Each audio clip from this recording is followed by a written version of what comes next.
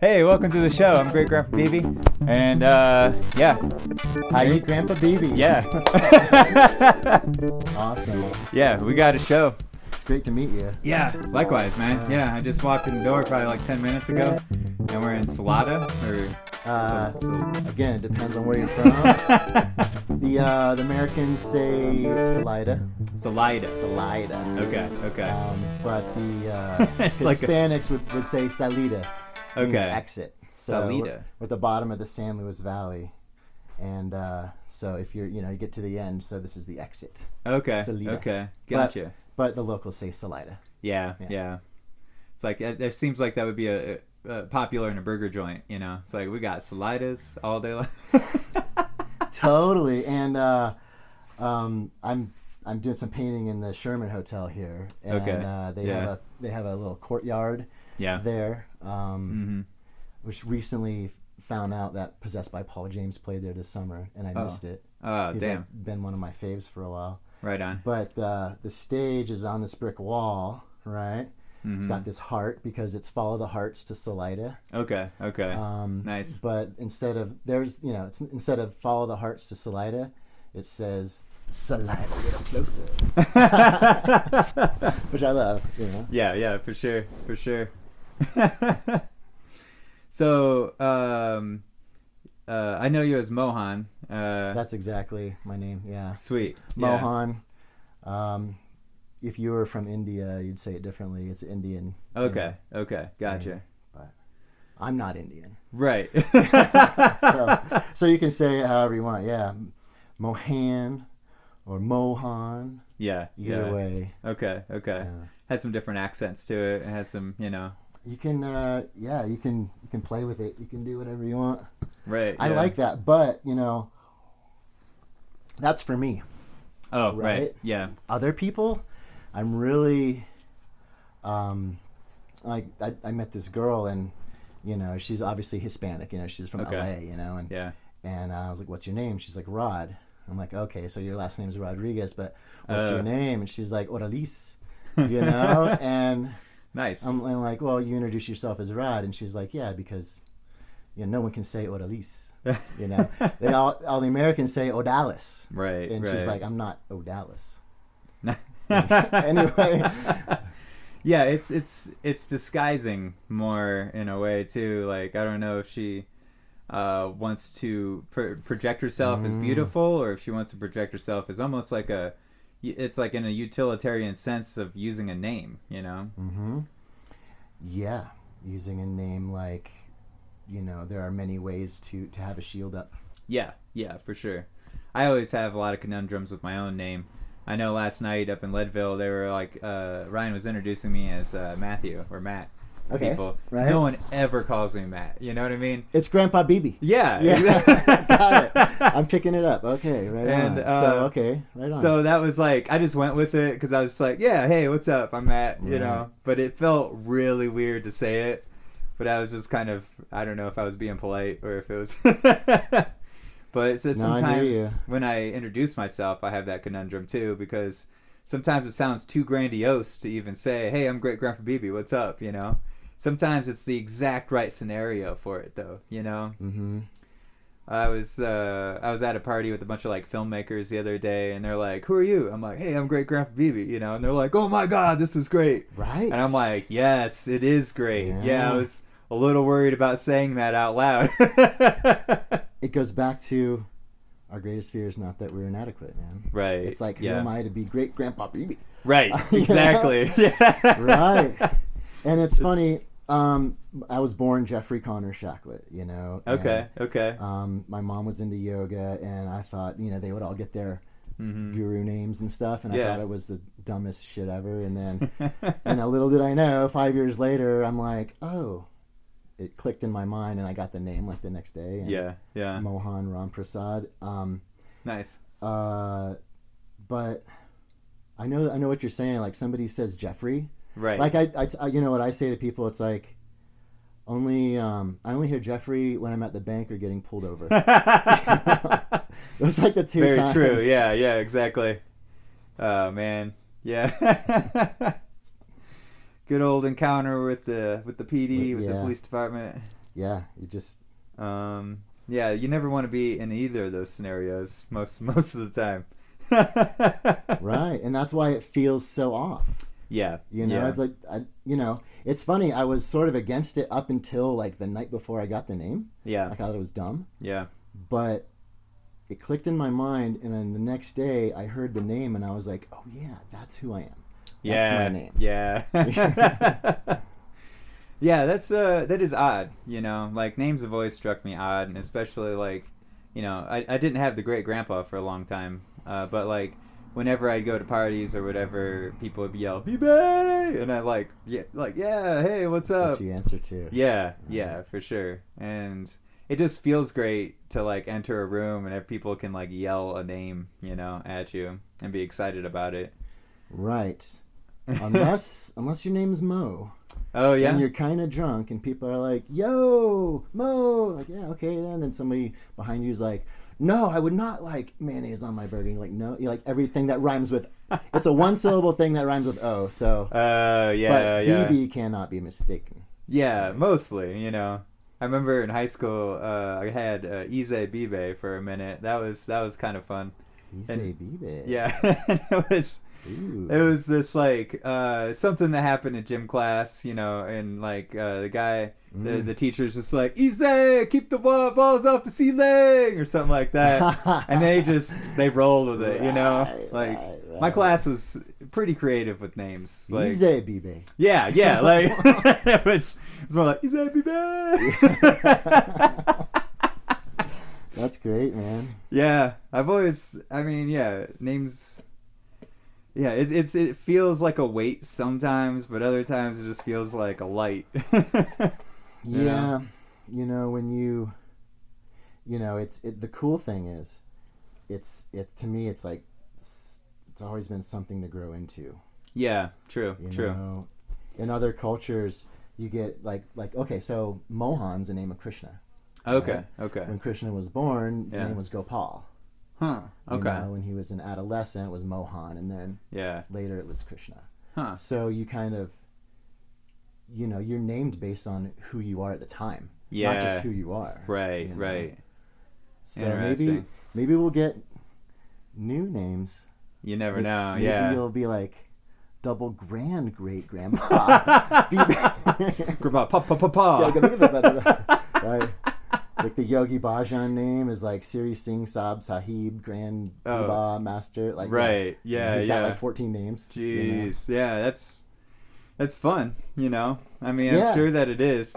It's probably more subconscious than it is like you know actually being real. It's like I am all of these names, and sometimes I think about that, and like almost like the space of it just feels. Like and like we were talking a second ago, it's like, who am I to become this large or something, you know, and am I, and or do I hold myself up to accountability to be this big, you know? Right. I can do it in my head, but to do it in the world. Yeah, exactly. But let's talk about. Ooh, I just slapped. Oh yeah, you're fine. Sorry about that. Let's talk about. Okay, thought energy in general, right? Okay. So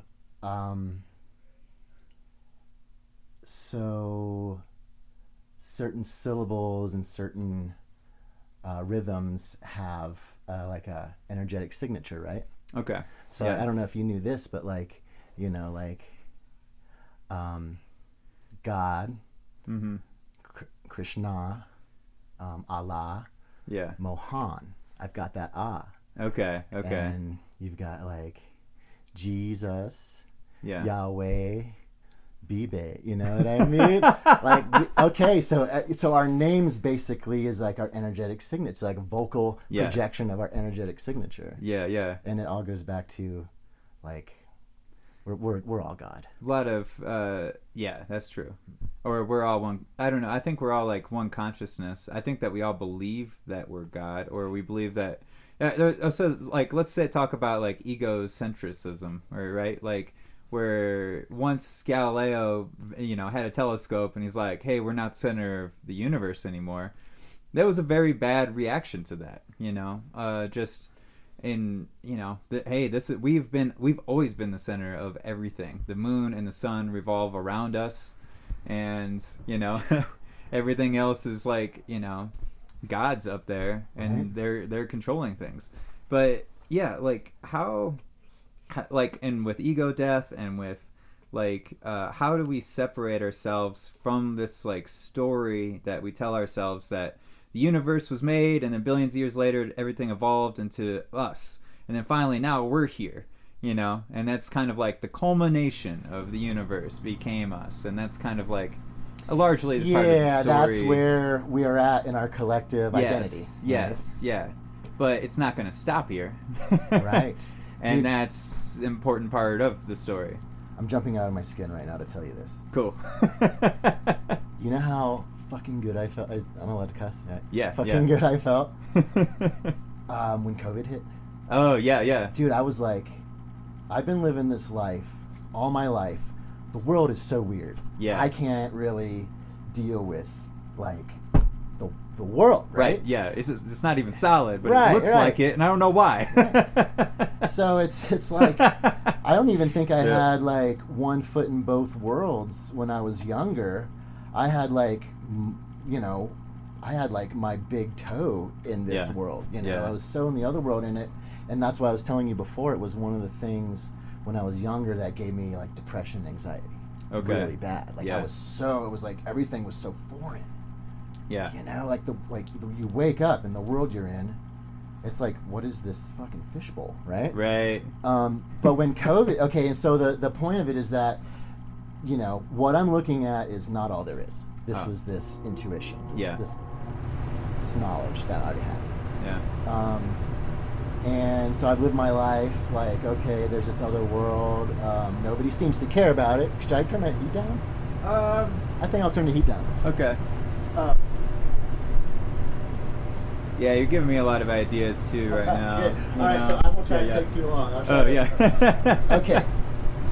COVID hits. Yes. All of a sudden, everybody else is like, "Oh, what do we do? This is we might die." Yeah. We got it, and all of us. I think everybody instantly had that knowledge that this isn't all there is. Yeah. Like, okay, I'm accepting it. I'm gonna die.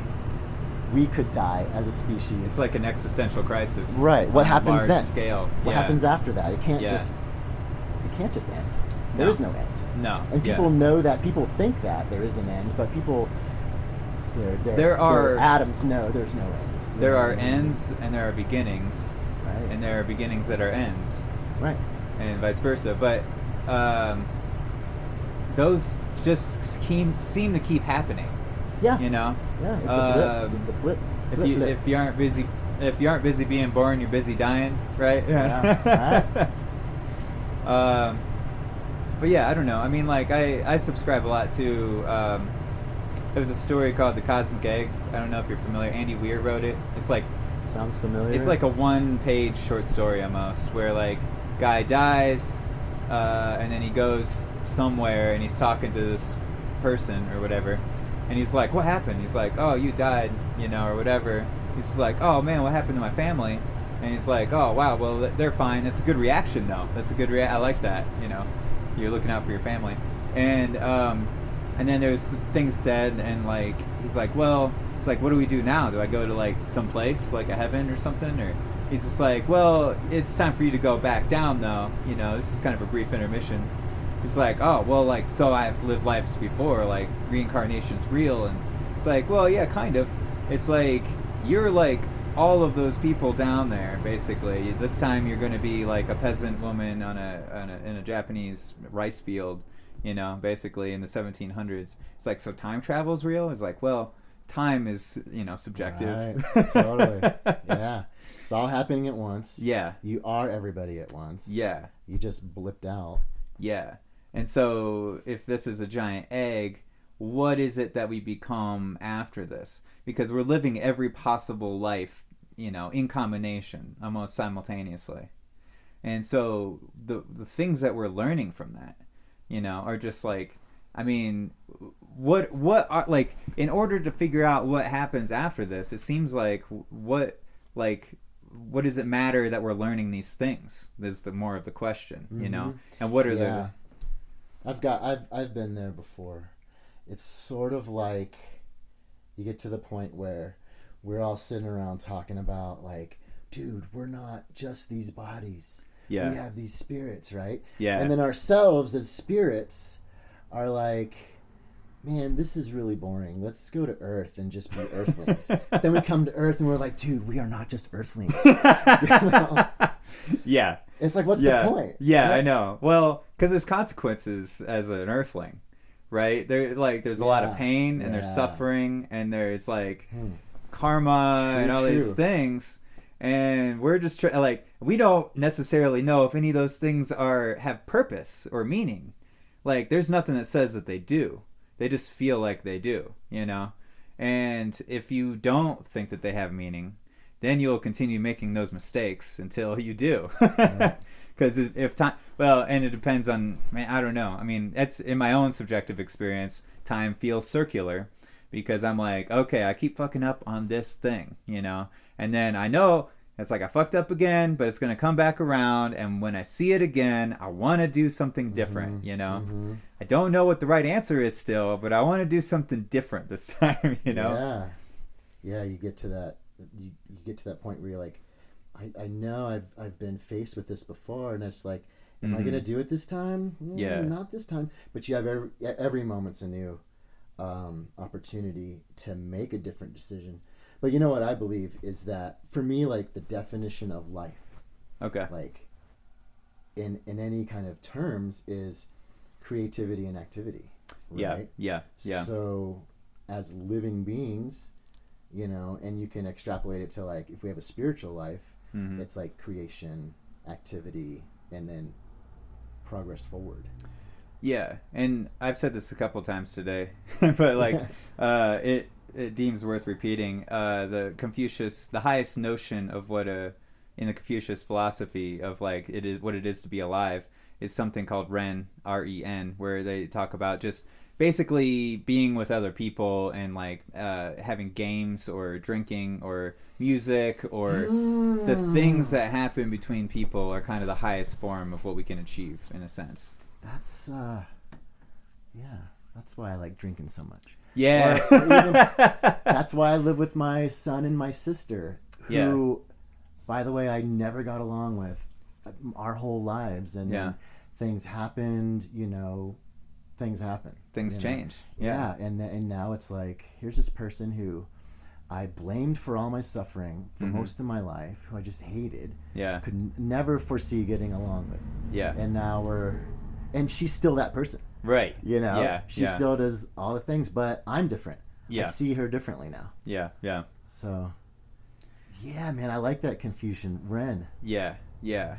I bet that's a cool, like, it looks cool as a symbol. Probably. Ren doesn't do it justice. I want to see the... Yeah, exactly. Yeah. What is the Sanskrit or whatever exactly. The character. Yeah, the character. Yeah. I want to see that. It's like, I'm going to use that as an emoji. Yeah, I need to find it. I have never thought of it that way. But yeah, I remember when I learned about it, though, and it really struck me hard. And I was like, okay, I like this. And like, talk about it some more. Well, tell me more about it. As far as Confucianism goes, like, there's no God. It's just straight philosophy, you know? I mainly just held on to that section of it, you know? Like, I was studying, I learned about it in college in a religious experience class, and I went to that class because I thought I had a religious experience, and I wanted to figure out what the hell that was, you know? And, which, it seems as though other people have had that same experience before because they have a name for it. And they have, like, you know, what was really great about that class, that teacher was really great. He's like, oh, I have a PhD in theological studies. PhD means permanent head damage. Okay. But I'm like, I like this guy. Like, that's like people that work in restaurants, man. You got to just be the certain kind of person to do that and have that. I mean, that's a political world, man. Oh yeah, I can never do it, but it sounds like it'd be fun, right? You know? Yeah, exactly. Like, I want to have a PhD, you know, but it also sounds like torture in a lot of ways too. Totally. Permanent head damage. Yeah. Yes. Anyways, there is no God. Well, I mean, depends on your definition. Yeah, exactly. There's something though. There's definitely something happening. Right. And you could definitely call it God, because there isn't really any clear-cut definition of what that means, I wouldn't say. Right. Well, we were talking before, like, and I don't think I mentioned it, but I thought we were talking about thought and thought energy, and like, to me, you know, a thought is one of the closest euphemisms for God. Yeah, you know, definitely. Because it definitely seems like we're not in control of a lot of what's going on here, right? Like like we're not in control of our bodies mainly, you know, like we're sleeping, our heart's beating, like that's most of the time. I come from the opposite perspective. Okay, yeah. We're in control of most things. We're in control of everything we experience. Yeah. You know, it's that whole we create a reality. Okay. Thing. Yeah. But it's not that simple. Right. So that's why I immediately you're not wrong, right? Yeah. You know? Yeah. And so my philosophy, like if I had a philosophy of religion, it would be, you know, I don't know how I had a name for it, but like all-inclusive non-duality. Okay. You know, not non-duality, not non-duality. Okay. Because you have to have duality and non-duality. It's just this all-inclusiveness, basically. Yeah. So, so in the sense that there's like a physical matter where we're not in control of a lot of things, but also our mind, and I believe that our thoughts come, and I don't think we're always entirely in control of our thoughts either. That's what you were saying before, and that is sort of like that again. Like for me, I feel like to an extent, like I create everything that comes to me. I create my experience, but then you were saying like, where do thoughts come from? Yeah, this is what you were saying before. And are we our thoughts? Like, is that us? Right? Because a lot of times it seems like all our thoughts are almost like reactions to what am I inputting? What am I inputting constantly? I'm reading, I'm taking in videos, I'm taking in, you know, people's conversations or the sunset or whatever I'm looking at, right? And then those things, like, you know, go in my head, recombobulate, and become thoughts later. And I'm like, why am I thinking? I'm still thinking about this one thing. Or I wake up and like I wrote a song and I'm like, oh wow, that song's in my head. I do want to work on that some more or something, you know. And I almost use my thoughts as a compass in a lot of ways for that. But I do still have the caveat where I can say, hey, this thought isn't healthy, and this thought I'm gonna I know why I'm having it, and I'm choosing to say, okay, I need to deal with this in some kind of capacity. But for now, I need to put it aside or something, depending on the situation, you know. At some point, you got to confront that. Otherwise, you'll have it weighing on you, which is easy to let happen. Right. So I believe I've been getting into, you know, Abraham, and even, I've been into Abraham for many years, 6-7 years, you know, a good number of years. And I'm just getting into Seth as well. Okay. And that's Old Testament, right? No. This is basically straight from the horse's mouth. Oh. So this is Esther Hicks channels Abraham. So they refer to it Abraham Hicks. Okay. And it's like a collective entity, right? Oh, interesting.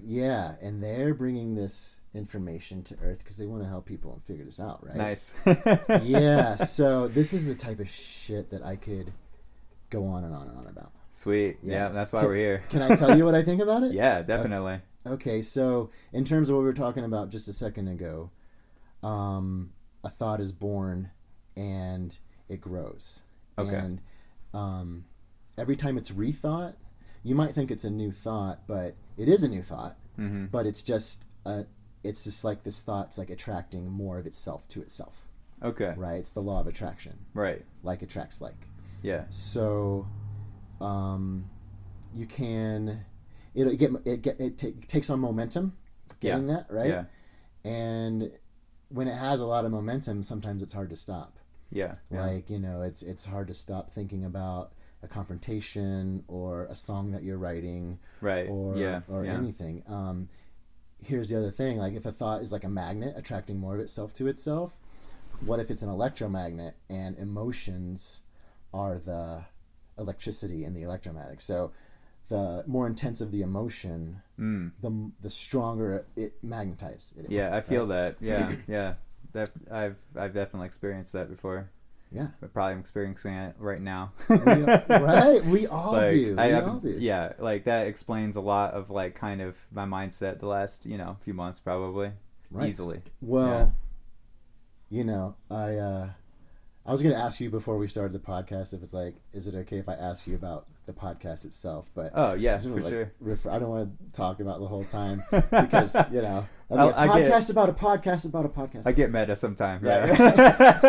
Nice. But you're talking about your trip to North Carolina. You did like 2 interviews. Yeah. And then it seems like this going to Colorado, it's all just lining up and fitting in like puzzle pieces. And I was worried about it for a couple of weeks, before I came out here, or a couple months, because like I kept thinking about it, and then at the end of September I threw a big festival, and so I was like real anxious and worried about it. I hadn't even have a thought about this yet, and then October happened, and like a lot of shit went down, and like a lot of just like extra stress was right there, and I was like, but then I also had the thought, I was like, okay, I'm going to go to Denver or somewhere, I'm going to drive to Denver.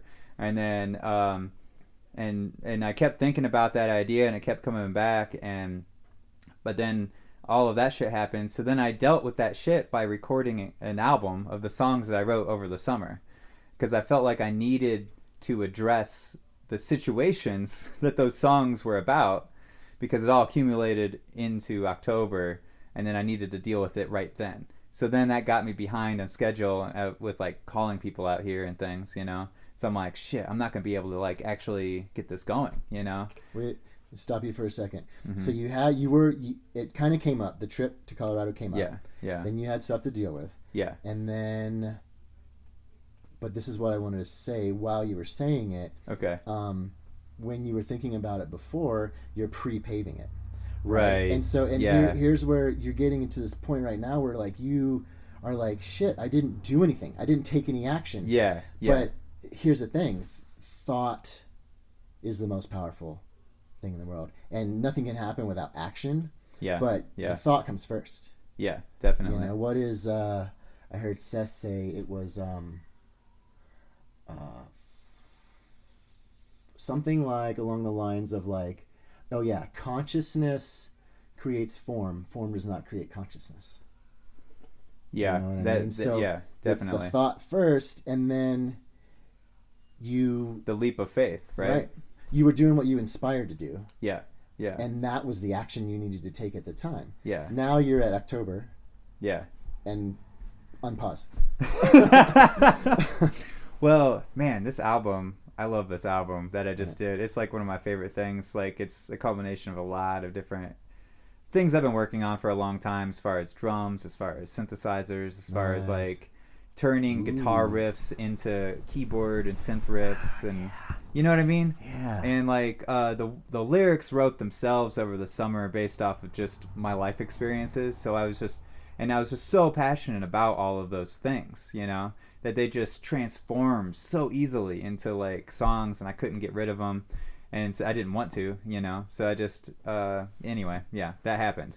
That's that's really a great description of how thoughts become things, Yeah, I mean it's I could say that it's about one thing, but it's been a accumulation of many things that I've been working for a long time. Right.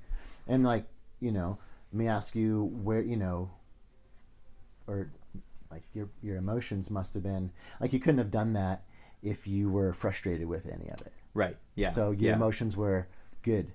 Yeah. You felt it like, and it's effortless. That's how life is supposed to be. It's supposed to be I did effortless. it in, like, I recorded the whole thing in 2 weeks, like, solid. Yeah, dude. That is when you know. When the song pops out in like 5 minutes, you know it's a good one. Oh, yeah. Yeah, definitely.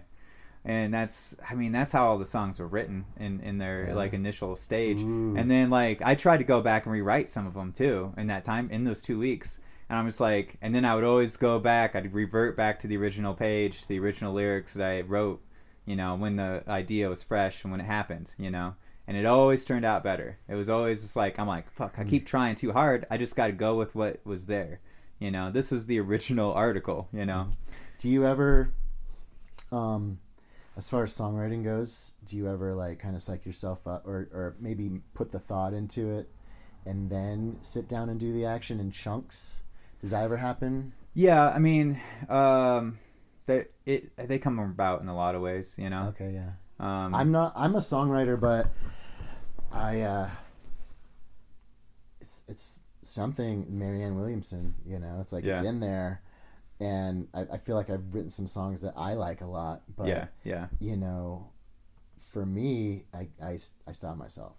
Yeah. You know. Yeah. And for many different reasons, not because I don't think I'm adequate, but I have preoccupation with I've got a 14-year-old son. Okay. You know, and for a long time that's been like, okay, man, if you don't get together, we were homeless, we lived in a camper, you know, like I've you know, had to buckle down. Anyways. Yeah, for sure. Off, you know, digressing there, but yeah, man, I would like, you know, I like talking about writing songs because, like I said, I'm feeling a resurgence of inspiration and creativity itself being like the action that like it almost embodies the thought, you know, like if we're trying to bring the thought into the world, it's the creative action that does it, you know, and yeah, man, that's the bridging the gap. Yes, yeah, exactly. And writing songs, it doesn't feel a lot of times, especially initially, that it's like helping anything, but it definitely helps yourself to deal with whatever. I write songs to deal with different issues in my life. Like life is the good inspiration. Topic. Real quick, do you do anything that's like completely just fiction made up? In a sense, I mean, like my character acting on some of it, like, because, it was like, ooh, yeah, I was on the drive back from Carolina, and I put this whole, I wrote like probably 3 lines in my notebook as I was like, I had it in my head, I was like, this would be funny, you know, but then it turned into this whole kind of skit in the middle of the album that like I kind of just made up on the spot, you know, where I was, took on this form. I was just like, something like, baby, don't put me on the back burner. Like, you'll be falling asleep. Next thing you know, you're burning out the bottom. Yeah. Shit like that. Yeah, true story. Who hasn't been there? Right, exactly, yeah.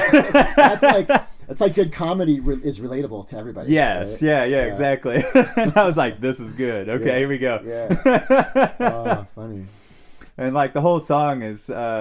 it's just like got the big bad booty, got the Jones, you know?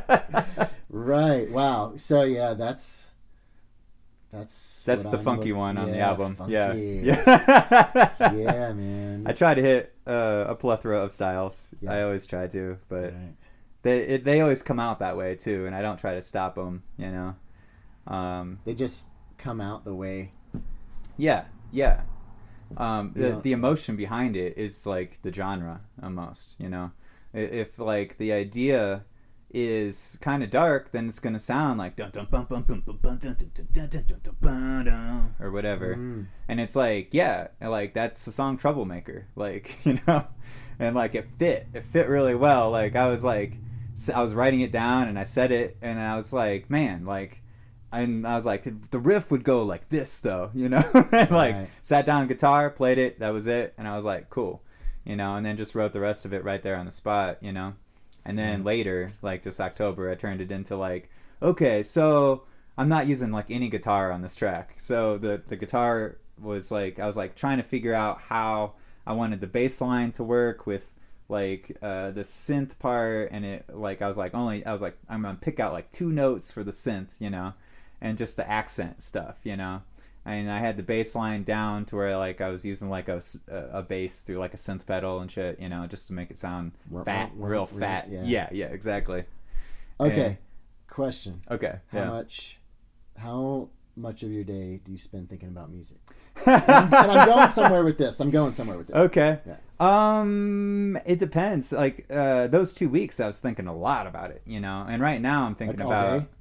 No, you know, like I'd write about my life in my journal and things like that, and it all comes together. Yeah. Right, but because I'll go out and be doing things, but sometimes I'll be thinking about the music, you know. When you're doing things, and you have like this, you know, life is convoluted sometimes, right? Right. And things relate to each other, so you might not be thinking about music per se, right? But you're doing something, and you have this creative thing. And so what I'm getting at is, I am a student, practitioner, and facilitator, teacher of self-directed neuroplasticity, right? Okay, self-directed neuroplasticity. Yeah. Okay. So you can go from, I mean, at some point you weren't a musician. Right. Right? Yeah. And a long time ago. Long time ago. And it's just like we were talking about thoughts. Like, you know, you had a thought and it started to gain energy, and maybe it like grew arms and legs, and maybe now it's a freaking centipede or a millipede, you know? Yeah, definitely. And this is the network in your brain. Yeah. And the point about, you know, okay, so it's called self-directed neuroplasticity only because like everybody does neuroplasticity. You're reprogramming your brain, your own brain, right, with what you're learning and what you're passionate about. Exactly. Right? And it's funny because it's like not many people know what they're doing. Yeah. Like you might not have even known what you were doing in the beginning. You were just like, this is cool. I'm into this. Yeah. You know? Yeah, exactly. And I mean, I had vague notions that an album like this would happen. You know what I mean? Like about a year ago, I went real deep into like trying to write like synthwave stuff, but it didn't ever come out like synthwave at all. And then, but I just kept writing. I was writing like 2 or 3 songs a week, like all through last winter, just like whole compositions. I would only let myself work on 1 song per day though, you know? So I would do all the drums, do all the bass, do all the keys, guitar, vocals, whatever it was, all in one day, 1 song, you know? And I was doing that all winter long, all the way up till the springtime. And then I did a couple over the summer. But then and then October hits, and then it's been a while since I've done any of them, you know? And then I had all these songs kind of just on the back burner of like my phone, like recordings. Right. Were these like scratch tracks for your album? Kind of like inspiration or sketches or whatever? Yeah, they were. Okay. Yeah. And a couple of them I'd been playing live over the summer too, like in different shows. Of course, so some of them I had like practice with already, and like I kind of knew, you know, the entire arrangement, you know, and some of them had really sharp and direct arrangements already written into the mix, you know. Some of them I had to kind of like make decisions, but yeah, it was sort of that same spontaneous creation on the spot kind of thing translates through the final product. Because I knew that I really wanted to make like a good solid album where I was doing all the different parts, you know, and like I could feel myself like do it, but I knew that I wasn't there, and I knew I really didn't have anything to write about, you know. And so a lot of the tracks I did over winter was all like instrumentals, you know, like I didn't even barely write any words to anything. Right. That's cool to like let yourself off the hook, to not connect them. Yeah. You know, I feel like I tend to have lyrics first and then come up with music. Yeah. I feel like it's harder to have all of this music and then write words to fit it. But for me, I think the emotion is obviously comes like from the story or the words or whatever. Yeah. But for you, and it's like one of my favorite words in the English language is ineffable. Oh, okay. Right? So it's something you can't je ne sais quoi. Or what is this? Yeah, how do you say? How do you say? Yes. The thing. So that feeling that you felt in the moment, right, came in through the you know, the instrumental part. Yeah. Yeah, and sometime I don't know, in a lot of formations. Did right? the words match what you? Do you feel like the words matched what you felt when you came up with the music, or? Like for this new stuff. Yeah. Yeah, like I think it all matches really well. Sweet. Yeah, it took me a second on a couple of them to really find the orchestration of it, like because I couldn't find like the sounds I needed in some of them, and like I ended up recording a couple of them on a big like upright piano that was out of tune, but it worked, you know. And then I just put in a bunch of like I've done this on an album. I did it on an album like 6 years ago or something. So like I'm just like, oh, I'll redo that idea, even though it's like, well, whatever, I'll just do it again, you know. Right. Where I just took like a bunch of pots and pans, a suitcase bass, and like we built this thing called the Bangity Clank like drum station once, and so like I tried to rebuild that, you know, and just like you're hitting a bunch of stuff. Make one of those. Yeah, yeah. Sure. And so that's the only way to do it. You know, okay, we're talking like let's go back 100 years, right? Yeah. You know, there's no Sweetwater. Right. There's no Guitar Center. Yeah. Like we need some drum. Yeah. Go back to the junk pile. Get your like, you know, what sounds cool? Old tin of borax. Hit it. Yeah. Hand can. I saw a guy took a coffee can, string a guitar string on it with a wooden handle, and then you just like go. Yeah. It makes like a sound. Yeah. Well, that's a different one, but yeah, I have one of those too. Right. Yeah. Oh yeah. This one, it just sounded like a spring. It sounded like a spring, like a big giant spring just shaking, you know? Yeah. That one sounds like a thunderstorm, though. I know what you're talking about there. That's the one I had. Yeah, but, that one's cool. You know, that, we should talk later. Maybe you can do some describing for me, because, I think the ultimate would be like musical sculpture, right? Right on. That'd be sweet. Yeah, Just put that in your yard or whatever. Like how are you thinking about this? Oh, just like a sculpture where you can make sounds with it. Yeah. Like, okay, cool. Like what you said, the Bangity Clank drum station. Clank station. Yeah. Something like that, but more like that's Bob Pennick's. Yeah. Is that a trademarked? Yeah. Got a wink. Yeah. Bangity Clank, trademark. Yeah. Grandpa Beebe. Great Grandpa Beebe. He gave me a lot of the pieces parts to like I still use today, but it still has like some deer bones like tied to it and shit, man. It's a weird system.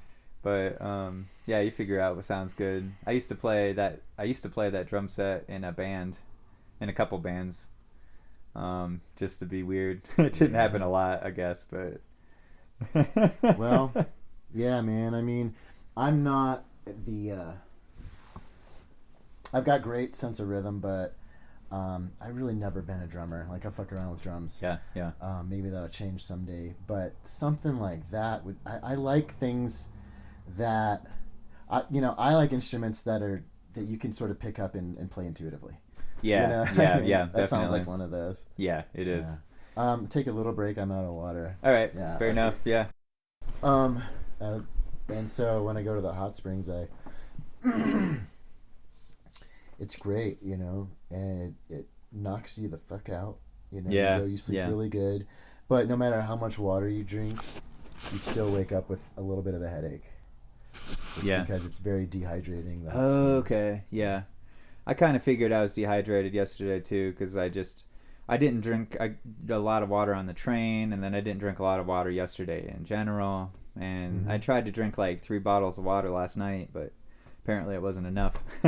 Right. Well, the cool thing is like your body will tell you you need to drink more water, and then you drink more water, and your body gets happy. Yep. Exactly. I'm just like, oh my god, this water looks amazing right now.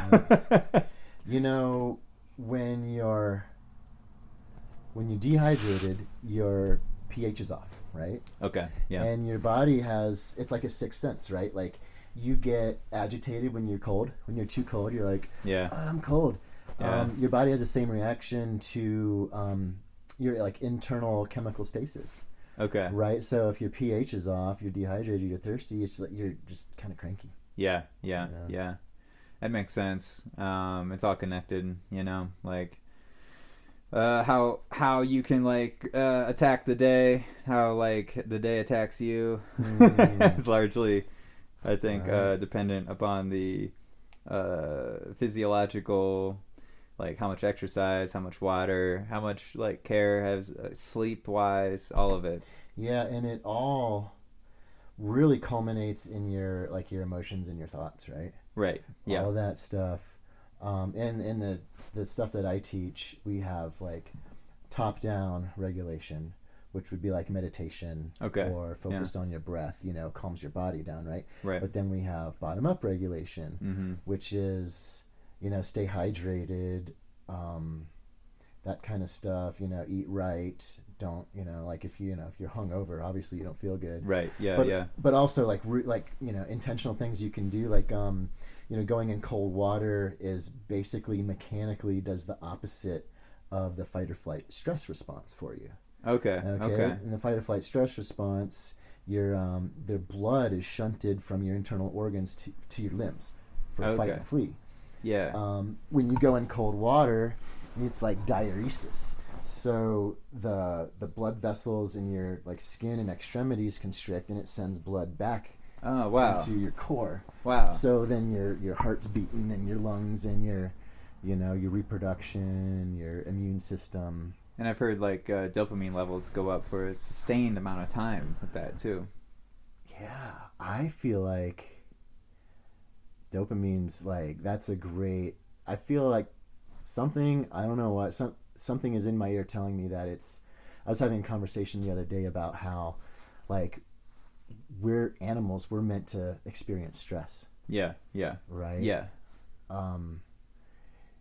If you sit and watch TV all day and just eat, Cheetos, pizza, Twinkies, whatever, drink, you just get drunk all the time. Like if we could just get drunk all the time and be happy, I would be doing it. Right. Yeah. Big Rock Candy Mountain. Man. Yeah. Exactly. Yeah. It's rivers of whiskey and cigarette trees. Trees. Lemonade Springs and coconut. Yeah. Yeah. I love that tune. Yeah. There's a lake of stew and whiskey too. Pedal all around it in a big canoe in the big rock candy mountains. Yeah. So,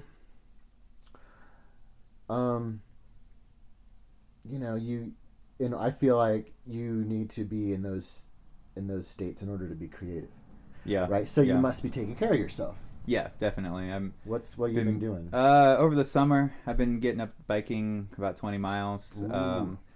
I was biking 20 miles maybe 2 or 3 times a week there at my height over the summer. I ended up finding this pro bike dude on the trail. And, like, I was able to keep up with him for the whole 20 miles. Like, we were going about 15, 18 miles an hour. Like, that almost killed me. I couldn't barely ride for, like, the next couple of weeks. Nice. But I was like, I'm going to do this. But you're like, I'm badass now. Yeah. Fuck all that pussy shit. Yeah. All right. I don't run as much as I used to, though. I've been running for a long time, long distance wise. Okay, yeah. Running's great. I love running. But let me tell you this, man. Yeah. Shit changed my life. Okay. River surfing. Really? River motherfucking surfing. Dude, I got into it and summer before last, and I got into it about halfway through the season. So you have like a sail and a surfboard? No, it's just standing wave. River. Every mountain town now has a river park. Oh, right, okay. where they have standing waves. I don't know what that means. So it's a hydraulic system in the river. Okay. There's a drop. That just it has like I think I've seen them before. Right. In different drop water parks hole and things. or whatever, it drops down and you see that, and like for the longest time you only ever see kayakers in there, but now they figured out surfboards. and I'm from Florida, and so you grew up surfing? I grew up wanting to surf, not surfing as much as I ever wanted to, but skateboarding, and then when I got to Colorado it was snowboarding, right? Yeah. But now it's like I check that bucket list every day. I mean, like you can surf every day. Yeah. It really, the cool thing about it, as far as being on the river, it doesn't take all day to shuttle and stuff. Yeah. You can do it on your lunch break, man. You just like nice. Yeah, it's all located in one spot. You show up, you do it. You drive to the spot, throw your board in, you surf however long you want to. Yeah. And man, the thing is, I enjoyed it so much, and I got that effortless. Okay. Thing, you know. And since I loved it so much, I was really addicted to it. Like my surfing. My surfing playlist is called The Enervated Dog Syndrome. Okay. After a dog that can't stop, is falling on the ground because it's so tired, but still bringing you the ball. Yeah, That's how it makes you feel. How it makes me feel. And the thing, I got really freaking good at it, and it was effortless. I didn't even have to try because it was so much fun and I enjoyed it. That's great. And it probably works in your core muscles a lot and your balance. Well, it does all that bottom up stuff for me. Yeah. You know, that's my exercise. Nice.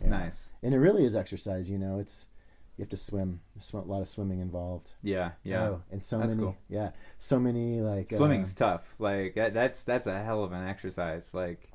Real quick. Yeah, and it's low impact. Yeah, exactly. It's low impact. I've done some swimming. I was on the swim team in high school a little bit, and so I know how to swim, and so I did for a little while there. Go to the local pools and stuff, and did a triathlon once, I think, and it was only a half a mile swim for the triathlon though. It wasn't it was a sprint, I think, something like that. But yeah, I love the swimming. You're a strong swimmer. Yeah, decently. Yeah. You ever go in the river? No. You should take a swiftwater rescue course or something where they have you swim rapids. Oh wow. Okay. Or just go on a raft trip with somebody and jump out of the boat on purpose and blame it on them. That's always a fun one. Yeah. Swim the rapid for the fun of it. Well, I fell out there for a minute. Yeah. Still got my helmet on. Yeah. Hey. Hi. How you doing? Right. Sorry. No worries. Yeah, man. I just come out anytime. This is for me. This is really Shangri-La. Yeah. Hell yeah. Now that we can surf here, there's biking. You have your bike with you? No. You don't? Oh man, there's tons of biking out here. Yeah. I only brought 2 bags basically. For oh this right, trip. you took the train. Yep. Yeah. Exactly. And so I was trying to do everything as light as possible. And I just assume everybody has a Sprinter van. Yeah, right. Yeah. I got some friends that do, but right. I have a little Honda Fit that houses enough, that I can bring around a PA system if I need to and instruments. But and a Honda Fit. Yeah. Nice. Mhm. Yeah. Get some good gas mileage out of that, and yeah. it's pretty solid. I've been thinking about those Ford Transit ones because they I don't know, feel like it drives like a car. Odin, come on. Drives like a car, decent gas mileage, but you can put whatever you need: work, play, creative stuff. I'm all about versatility, but yeah. we were talking about that's where I'm at.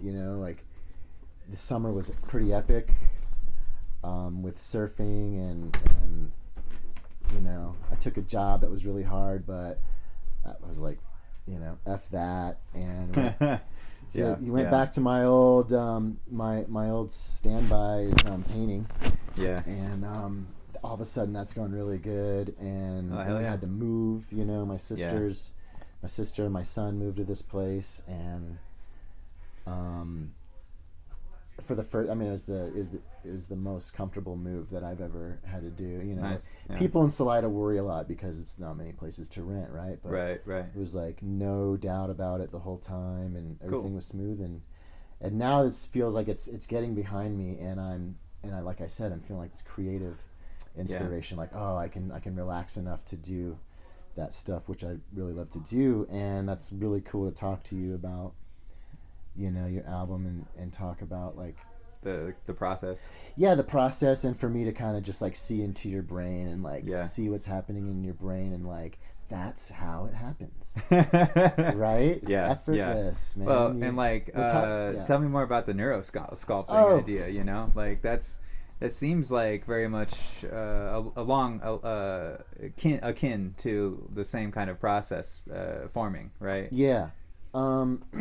It's, you could, to talk about it in like a very simple thing, it's like it's self-directed neuroplasticity, right? Right. So what it amounts to is like a trademarked 5-step process to quiet your fight or flight center, turn on your prefrontal cortex, which is where creativity comes from. Okay. A lot of executive functions. Exactly. Yeah, all that stuff. Whether you want to learn something or you want to have compassion for someone. Yeah.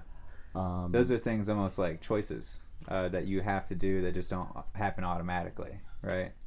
Choices that, well, yeah, you can either be by default or you can be intentional. Yeah. So that's it's cool that you brought that up, because it's neurosculpting for me. It's gives me all of the intention. You know what I mean? Like, and like that's why it's so cool for me to hear like the story you're telling about your album a little bit, because thoughts don't become things overnight. Right. Yeah. Right. For this sure. is something that you started. Maybe it's, who knows when it started, right? Yeah. Exactly. It's just always going along like a train. But then so basically when you do those first 2 steps, you kind of put yourself into somewhat of a trance. Right. Right. And then there is this bihemispheric activation where you get both sides of your brain involved, your mind and your body, and if you want to, your spirit. Like if you believe that, you can fly. You know what I mean? Right. You can get out of your body, but almost like a surrender type of a thing, or at least that's how I'm interpreting it right now, where you're able to kind of just let yourself go to the wind, and like if something comes to you, like you put yourself in the direction of the thing, you know, and that serendipitously, because you did that action, there's going to be something along that road that will be the reason why you're on that road, like, and even like when I was talking about, it was like, well, I always went back to the original lyrics, but I didn't always, because on the journey, on the tangent that I took to rewrite the lyrics, sometimes I picked up a couple things along the way and brought them back with me, and so that was like worth the journey in that sense, right? Yeah, it's that. I mean, I feel like that takes a lot of sensitivity and intuition. Yeah. And what am I really trying to say? Right. Like, what is this for real? It's like when you first have the idea, you're like, this is how I feel right now, or whatever, and or it just comes out. Like the one I had just written, like 2 pages in this notebook, and then we had band practice, and then he's just like, hey, dude sat down on the drums, and I started just playing on the keys, and I just started saying these lyrics. And then I was like, I'm going to hit the record button. And then we did 2 recordings of it in a row. The second one was exactly what the lyrics are now, And it just happened right there at the spot, And I'm just like, I'm basically only saying what I'm feeling about the situation that I am in right now, So it all fell into place really easily that way. Right. Thoughts don't lie. Yeah.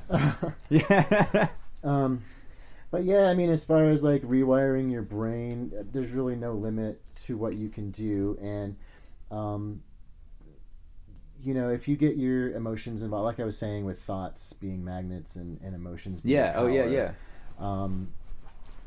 I mean, that's just long story short, it's like you're rewiring your brain. And then you're somatically like imprinting it into your body, and you're creating a linguistic cue, and these are ways to neurons that fire together wire together. So whatever changes you made on step 3 are like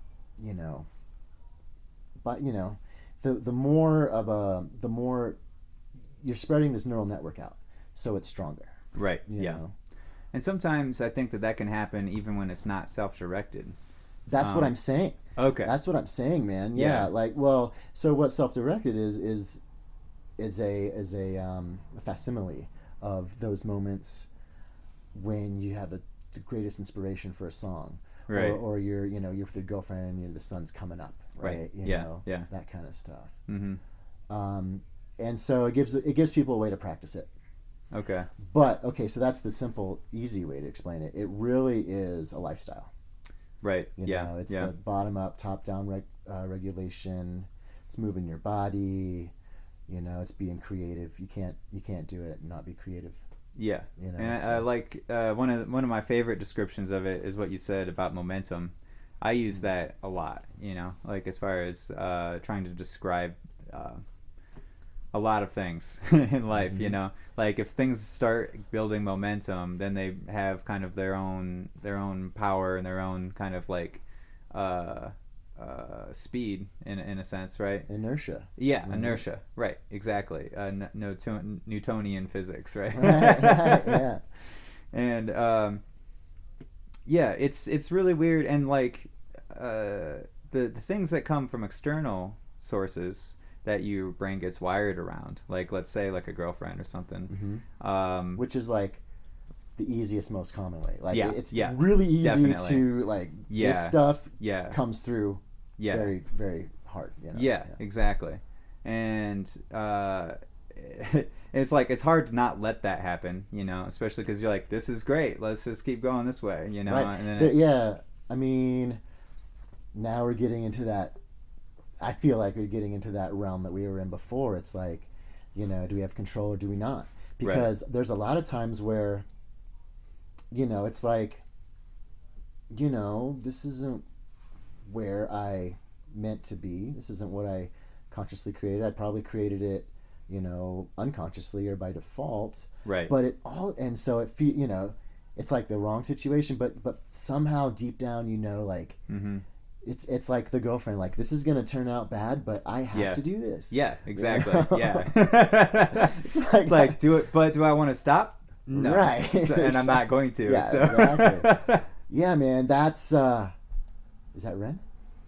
Yeah, I would say so. Yeah, dude. That's Ren. Leveling up, man. Yeah, I'll tell you what. That's what it's about. Right? Yeah, exactly. Yeah. It's like it's finding the failing and then realizing that it was success the whole time, right? Yes. It's that it's so important to understand that process of like if your process is to grow, if your process is to level up and to progress in any kind of you know, like any kind of tangible way, you know, like the only way you're going to get there is if you fail a whole bunch, you know. And you have to allow yourself to have fun in that process and to realize that the failing is the process, you know, because otherwise you'll just take it to heart and it becomes harming, and you just be like, oh man, I can never do anything right, like this always turns out this way, like I can't believe this happened again, you know, or whatever you're telling yourself internal dialogue that isn't really true, and you really just learned a whole lot of shit that's going to be helpful. Abraham say, even when you think you're not on your path, you're on your path. Yeah, right. That sounds very Tao teaching, way of the Tao kind of, you know. Totally, man. And that's, you know, with my spiritual path, it's funny because ever since I was a little kid, you know, in the Christian church, and before I saw that it was all just a facade amongst the humans part, you know, the teaching was there. Yeah. And I've studied, you know, I haven't really studied a lot of religions and stuff, but I've dabbled around, and it's like, and I've studied maybe one or two a little bit more intensely, but it's all this, when you hear the truth, it's like you feel it in your heart, right? Yeah. You know it. You know the truth is the truth, and so I love that, man. That's been I was making fun of the Tao Te Ching a couple months ago, and I was like making these TikToks about like the ruler of a land can rule his people with a fish. This is the way of the Tao. I'm like, yeah, I feel like this is right. Dude, I gotta check that out. Yeah. Oh, yeah. It sounds like... Just being dumb, having fun with it, you know. I was listening to way too much of that shit at the time period, you know. And then just like audiobooks and stuff? Yeah. Like Tao Te Ching? Yeah. Mm-hmm. Right. Still am, but it's... I appreciate it for it's the Eastern kind of like the Eastern spirituality, the ground of all being. Aldous Huxley would call it the divine ground of all being. Basically, that's where I get that expression. Okay. Huxley, do you know Aldous Huxley at all? No. Brave New World. Yeah, I do. Just the name, but I Yeah. wanted to say, if you can't make fun of something, like obviously you're taking it too seriously, and that's where people go wrong with any sort of ideology. Yes, exactly, but, exactly. Yeah. I completely agree with that too. Because, and even just like, I had the same conversation the other day about film critics, and my buddy does film professionally and things, and we were talking about. I was like telling him about this movie I just saw that was really dumb, and like nothing lined up in it the way it should have. The editing went way bonkers and in wrong directions and shit. And I was like, it was hilarious. Like, I can't believe that they were missing things like that. And then there was this other movie, Buckaroo Banzai, which was just from the impetus of the idea, was like, is a neuroscientist who played in a rock band who figured out. That's who Buckaroo Banzai was? Yeah. Right. The guy from RoboCop with Peter Weller, he was the main dude. He was. Jeff Goldblum was in it. Yeah, dude, I remember it was like such a long time ago. Yeah, I just saw it like a couple weeks ago. I was a little tiny kid when I saw it. Yeah, I bet. It's so ridiculous though, man. Like it starts off, he's on the Utah Salt Flats racing cars and shit. And then he's like figured out a way to hack matter, right? Drives through a mountain and like enters the 8th dimension, right? And then next thing you know, he's like doing brain surgery with Jeff Goldblum, and then he's like on stage like being a rock god, and then he's like, and then he just stops the show and he's like, wait a minute, is there someone in the audience right now who's feeling sad? And I'm like, what is going on here? That is like, dude, what would you do? You do the same thing. I know. Yeah. I would drive a freaking rocket car into a mountain. Yeah. Do some brain surgery and then get on stage. Yeah. And then zero in on the one person who needed it the most. Yeah. And it turns out it was the identical twin sister of your dead ex-wife. Exactly, man. And I'm like, what is this movie? I gotta see that again. It was, I gotta rewatch the that. first like 40 minutes are pretty stellar. It goes downhill a little bit, but John Lithgow is this mad scientist dude who holds up the other end of the movie decently well.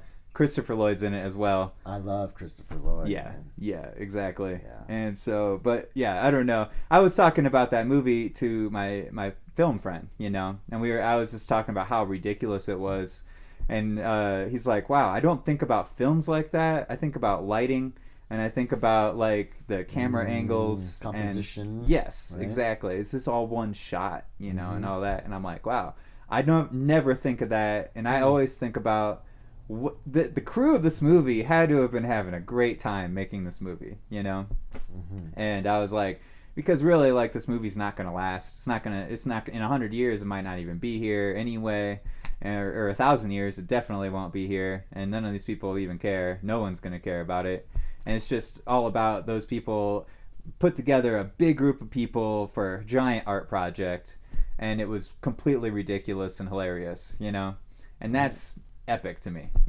like I love that idea. Ren, it's got the Ren. Yeah, Ren. One of my favorite movies is MASH, and because I can feel that Ren in that movie. Yeah, like behind the scenes and like from the TV show MASH, the movie. No, the movie. Yeah, well, there was a book first. Oh, okay. And then I think the TV, and then the movie was first before the TV show. The show spun off the movie. Okay, it's one of my favorite movies. Huh. But yeah, the lighting's really bad. We didn't have a good lighting guy that time, and he was drunk that day. Which, it is great when those things line up and you do have a good lighting crew and you do have a good camera guy who has, great ideas about movement in general and like how that relates to the scene. Like, I respect all of that, like that's its own art form, but that's generally not what I look for. I've only made one movie. I tried to make another one once, but like all the footage got lost. But the one I just made last year, it was like just a short film. It was like a dialogue between two people, And like I spent all my time on the script, you know. And then so by the time we got there, I'm like rewriting the script on the way there to shooting. And like I'm like, okay, what, like trying to memorize lines, trying to rewrite lines and all this. And I'm freaking out. When I get there, and he's like, okay, well, what shots are we doing? I was like, I have no idea what you're talking about. I just know that these are my lines, you know? Like, he's like, all right, well, this is what we're going to do. And I'm like, perfect, yes. So this was like co-producer? This was the camera guy / director. It was only 3 of us doing anything on this movie. It was me, the actress, and my camera guy, you know? Right. And we had. So he was asking you, "What are we doing?" And you're like, "I don't know. I'm saying these lines." Yeah, exactly. Yeah, like I got. What are you doing? I wore the right things. Right. I have like a progression in my head of like how this is gonna go. Yeah. Don't ask. Let's just do it. I don't know what a wide shot means, man. Okay, so this is. Right. I see what you're saying. You didn't have any reference for that. Yeah, like I have shots that I like in film, you know, like I have like some of my favorites, but I didn't know how to apply it to, like I didn't even think about that being a thing, you know, before I even got there. But that's how you learn. And had I known that, I would have definitely done things differently now in hindsight. Yeah. But well, the next movie you make will be so much better. Yeah, exactly. Yeah. I have some ideas. Tried to write a script. I don't know. It'll happen. It'll all turn out the way it's supposed to, I think, you know. I was trying to get together. Well, I was going to start filming that spring of 2020, but then it all fell apart with the COVID and all that, and so I was like, well, you got an idea, the script for a movie? Yeah. Cool. Yeah. It has to do with, I don't know. It's a script, right? There's characters, there's it's like a buddy movie on motorcycles, and the one my character is like autistic, and the other character is just like a badass, and like with the unlikely, you know, the odd couple of buddies on a mini bike and a motorcycle, or you know, like have to go find this thing, and there's like, I don't know, there's like nice. I go off on tangents of just wild speculation, like because that's my cousin's autistic, so I talk to him like at least 2 or 3 times a week, you know, and so like I get in these long conversations with him, and like we have our own dialogue, you know, that doesn't connect anywhere else in the world really well, you know, and yeah, so I know that how you feel. Yeah, exactly. It's like, I don't know what this means, but right, yeah, like, well, he's built his own world, you know, right, and it's pretty substantial, and it's been building his whole life. Like I've known him since he was born. He's 23 years old now, you know, and so like all the inside jokes we had when he was 7 still exist in our conversation today. Wow, no kidding. Yeah, and then they add over time, you know, so now the conversation is always the same, but sometimes there's variation. Sometimes I will say different things to him, but he expects me to say the same thing that I said the first time, like years ago or whatever, you know. And then so like I'll sometimes play along, sometimes I won't, you know, but that's, you know, in a way that's kind of teaching what real world is in a sense, you know. To him. Teaching him. Yeah, but he likes the answer. He likes the answer that he knows that I say, you know. This has been a great trip so far. This is only my 2nd day, or well, 3rd or 4th day, depending on if you count train time. Dude, you're packing so much into a short amount of time. Yeah. I'm also like filming like a long style video for the album, you know, like, so I'm constantly like like at Red Rocks, I was like taking some of the song lyrics and like mouthing them into the video camera in front of the Red Rocks real quick, you know. I was like, okay, I got to do this for the next interview, like, right. Or like on the train, man. The train ride, I just happened to hit a couple perfect timing things where like the sun was coming up over Denver, and we're coming into the train station. I got about 10-11 minutes, like right as the train came into the station. It was just amazing. And then there was like a person behind me and these like blue lights, you know, on the train, and like the blue light guy was like reflected on the window as I'm like filming. Whoa. And it was just like, I was like at first I didn't know what the hell that was, you know. I was like, what am I doing? Like my phone case is blue, but I don't think they would do that. You know? Right. I figured it out pretty quick, but like it was. I was like, I'm using this. This is great. And it's not an accident. Yeah. Exactly. It's like all those thoughts and inspirations, like, you know, you have to feel good, right? And you've been feeling good, right? Mm-hmm, You're excited for this, and when you get all that stuff in line, like the right things happen. Like that's why, you know, you'll go into like the right coffee shop and meet the exact right person. Yeah, for sure. But yeah, that's what that stuff is. So anyway, as I understand it, like our brains navigate from moment to moment via making predictions, right? Okay. So we're like, okay, this is happening now. I think the next thing's going to happen. And if it matches, it's good. And we know what to do because we have a whole, you know, bank of information that tells us what to do. Okay. You know, when something's different, we have to figure it out. Yeah. We have to risk the vulnerability, right? Right. Yeah. And, you know, I think that people that have like deficient functioning in their brain, like the fight or flight response is like so much more trigger happy.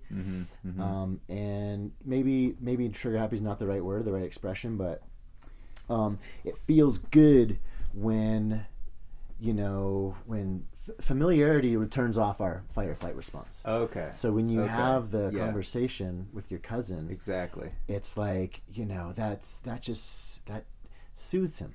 It really does. Yeah. Like one of the craziest things is like he'll have me do impersonations of people and characters and things like that. Just like Beavis and Butthead or Eddie Murphy impersonations or, you know, characters, you know, all around the board. Sometimes they're characters that I don't know how to do yet, but if he figures out that I do know how to do them, he'll ask me again, you know. Right. He's like, "Are you Yoda? What would Yoda say right now?" I was like, "I don't know what Yoda would say." Dude, that's great, man. Dude, yeah, it's a pretty great banter. Man, he's like, "What? Will the Kool-Aid Man use the door?" I was like, "No, he's gonna bust right through the wall." Right. What does he say? No, he just says no. I was like, he says, "Oh yeah." Like, what would Fat Albert bring to the situation? Yeah, like, yeah. Exactly. Hey, I know what he brings. And then he would just, that would be the highlight of his day, man. Oh, I know, right? Yeah, exactly. Oh, so great. You're such a great cousin. It's a great thing to be a part of, you know? Like, it really is. But yeah, like the Fat Albert thing would be hilarious. Like, I haven't thought of that one yet. That's the first one that came to my mind. Yeah. I hope he like, maybe I'll send him a YouTube video or something. Yeah, get him watching some YouTube. Yeah. Then bust in with the red shirt with the white collar. Yeah, right. Big pillow in your belly. Man, he's already like a big, you know, individual. Kind of looks like him too. You know, like. I could totally see that happen. He's been dressing up like Elton John a lot lately. Really? Like the last year, probably. Really? It's like his favorite dude in the world. Did he go for Halloween? Yep. Elton John? Like the last 2 Halloweens. No and he way. went to like this special needs prom in the summertime as Elton John. Wow. And he just has his phone. He's just singing Elton John, you know? And like, I'm like, this guy's a rock star, man. I want to hang out with him. Yeah, for real. And like, we ended up at this ice cream parlor afterwards that was just like chock full of people. And he's just like, he gets right in the middle of the entire place, and then he starts singing Saturday Night, you know, it's just a Saturday night, or whatever, I forget that. Yeah. And I'm just like looking around at the people, and I'm just like, yup, what's up? Yeah. You know, if he's not going to be in your entourage, I want to get in line. I know, right? Yeah. That is somebody I want around. Yeah, exactly. You know? I've been trying to get him to come out to different shows and things, and he works pretty well. Like, if he's at a musical event and I get him to talk to some of the bands and things, you know? Right. Because he's like, why do drummers wear headphones? You know, and it's like, that's a perfect, you know, question to a band, you know? And he's really into Steely Dan and really into Elton John. Wow, really? Uh-huh. I freaking love Steely Dan. Yeah. We've gone to see him a couple times. Oh, really? Mm-hmm. You're lucky. Yeah. Is it, you know... I know that spectrum is a spectrum, you know. Yeah. So, yeah. You know, the whole break in routine and unfamiliar places and a lot of stimulation. Is that pretty much affecting him a lot? In ways it does at times. He's one of those that doesn't really want to make eye contact with most people, unless he trusts you. And he does have a pretty strict routine, He's like, Sunday's my day of rest. And, like, these are the movies that I'm going to watch with, these people. Like, Jimmy Stewart. He's really big in the old movies. Like, what's his name? Zach Nagy. We can learn a lot from Zach Nagy. Yeah. For real. Old movies. I'm if it ain't old school, it ain't any cool for me. Right, I'm all old school when I watch TV. I don't... I'm just one of those people that, like, I want that predictability, right? That security. Right. Like, I know I'm gonna like this. Like, yeah, new stuff. It's like, I don't want to start and get 10-15 minutes into something and then watch something else. Like, right. I want to, like, know I'm gonna like what I watch. Yeah. And old stuff is that way for me. Yeah, for sure. Because it's very not just authentic, but it's like almost the original article of the medium, And so humans haven't changed really at all since then. And so all of those things in those movies are like, they didn't have any extra special effects. They didn't have any, like, really, they didn't even have a lot of different extra shots that they even knew about. They're just like, okay, if I have a close-up shot of this person, people are going to forget that they have a body and they're going to be freaked out. That's what they thought originally, and that's no, that's I heard of, like, projecting images onto buildings and people would think there was a giant, right? Yeah, giant standing there. Like, they didn't get the fact that it was a facsimile, recreated on a screen. Like, crazy. Or like the story of that train movie where the train came right at them on the screen and everyone ran out the door or whatever. Yeah. Right. Like, you wouldn't know what's happening, really. I mean, that's an entirely different... Like, maybe that was the first movie you ever seen, Entertainment must have been fantastic back then. Oh, yeah, right, exactly. Everything's just live in front of you. Nothing is recorded, at all, ever. Like, that's really what changed the entire face of music since then, too, Like, well, and film, all art. Anything, paintings could be recorded, Photographs could be recorded by the 1800s. But then, once you have recorded music, like, once you record all the music that we have, like, then it becomes widespread. I mean, and then other people can take it and, like, get ideas, and it moves forward a lot quicker. Exponential. Yes. And before that, though, I mean, you just had guys traveling around with songs and being like, and then going to the places where there was other musicians and picking up songs that they had, taking them to the next town, and they'd never heard anything like that, even though it was only 20 miles down the road, probably. Right. Well, like, we don't go to the record store anymore. Right. Yeah. But there was a time where you had to go buy your CDs or your tapes or your records, right? Oh, for sure. And back then it was like, it must have been so much of a pursuit of, I'm going to go hear some music. Yeah. I'm gonna hear something new, or I'm going to hear those old ones, Exactly. Turkey in the Straw again. I know that one from when I was a kid. Yeah, right. Oh, and there's people who have all of that shit in their head. Yeah. That's what blows my mind. Yeah. And so a lot of times I'll have to have stuff that triggers me to remember a lot of that stuff, because a lot of it's there. Like music, like the catalog of music that I like or that I'm interested in, I suppose. And, like, the other day, I somebody made a reference to Wooly Bully, the song, and I'm like, oh, Sam Sham, hell yeah. And then I was going on a walk, and I was like, who do I want to listen to? Sam Sham and the Pharaohs, and, like, I'd never heard this album before from 1965, and I was like, yup. And I didn't know any of the tracks, and it was, like, one of the best albums I've ever heard. Oh, I've got to do that.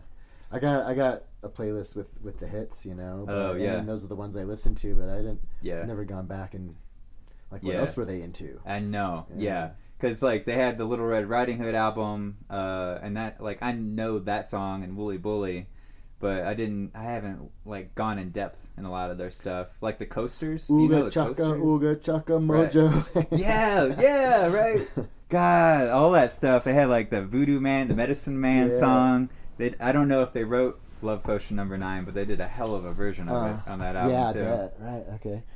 Do you know the Coasters at all? They did like they did Yakety Yak's kind of their biggest one. Okay. And then they did like Charlie Brown, He's a Clown or whatever. Yeah. And but man, they have a really, really solid catalog too from like the late 50s, like 56 and on. I'll check that out. Yeah, they're rad.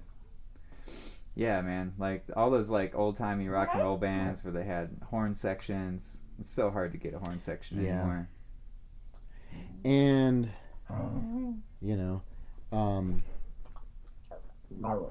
recorded music was just a baby, and there was multimedia.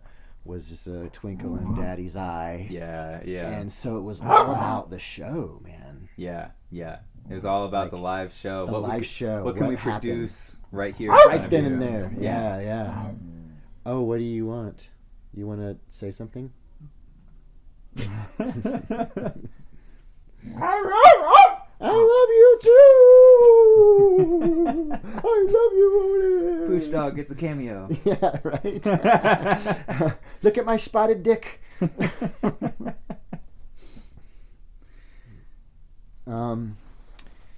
Yeah. I don't even know what we're talking about right now. Yeah, man. Just dude. old bands now. Yeah. Fun, man. Hell yeah. Yeah, this is a good time for sure. Yeah, could talk all night. Yeah. Could talk all night. We were talking about Zachary. Yeah, Najee. Zachary Najee. Yeah, he's a great kid. Yeah, that's, all inclusive, man. Everyone. Yeah. Everyone has a say. Everyone has the right to be. Yeah. And, like some people. Oh, some people think, it's like somebody has, our kid, they find out they're autistic. Yeah. Oh my God. Yeah.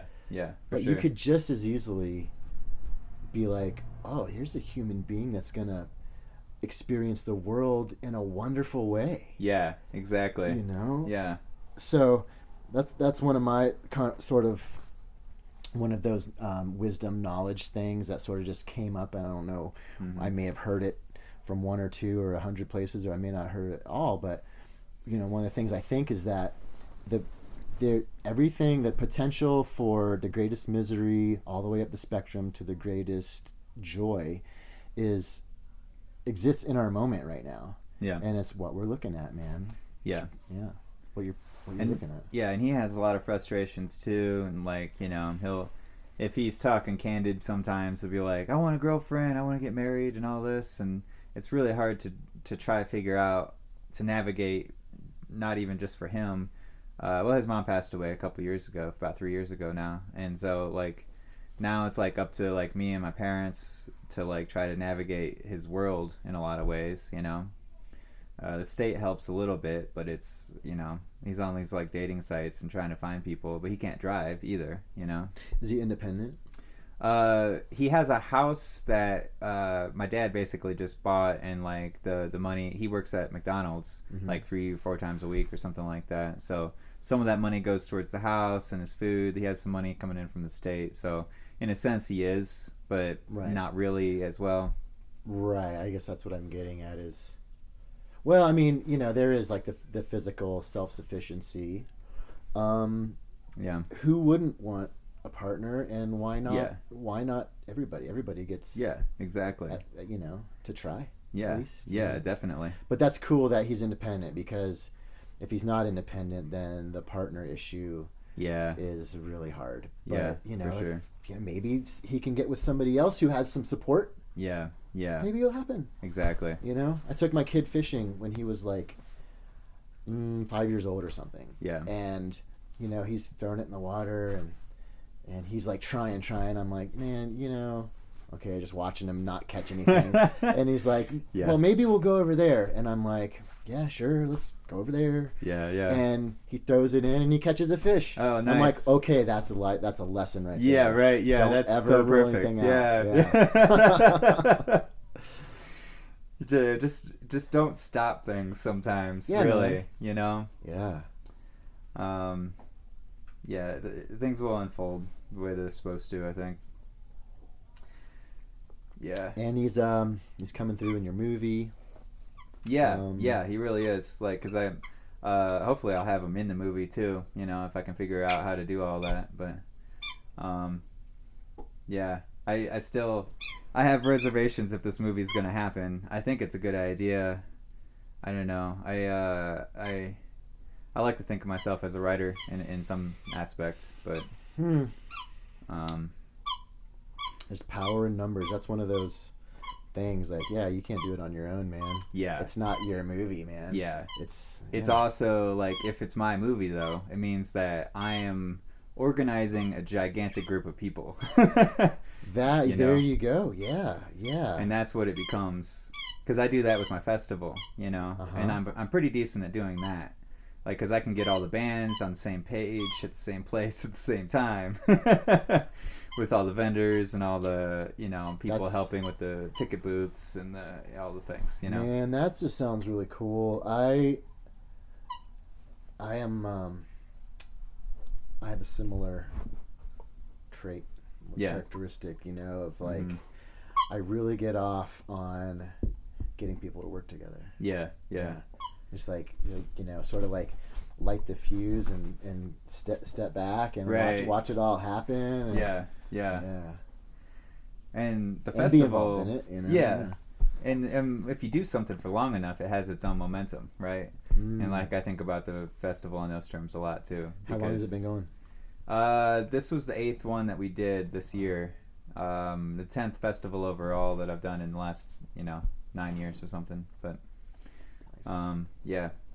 So it's like there's kind of a structure and a pattern that we've been following for a while now.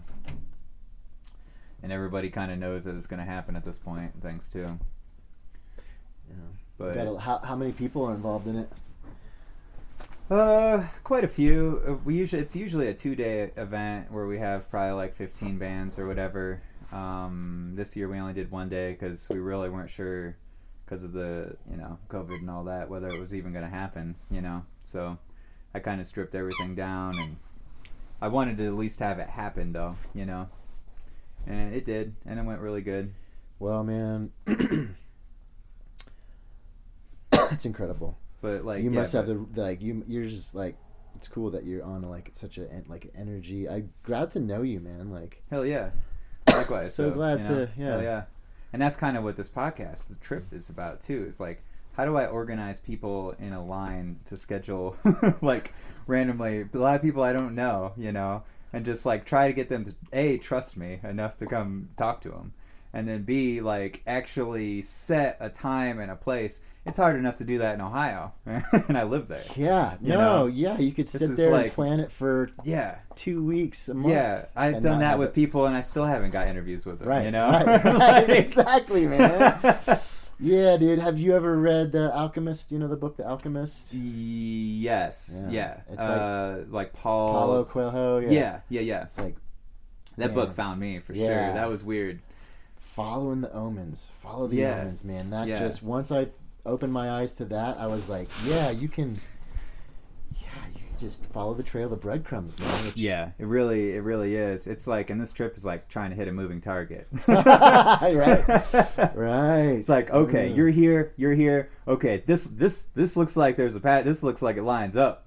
I'm gonna rent a car. Because I didn't know I was gonna do that until like my first day here, and then on the train ride, I'm like, there's no way I can't rent a car right now. And that became kind of like, because if I can make it to the places, then I can probably find a place to stay.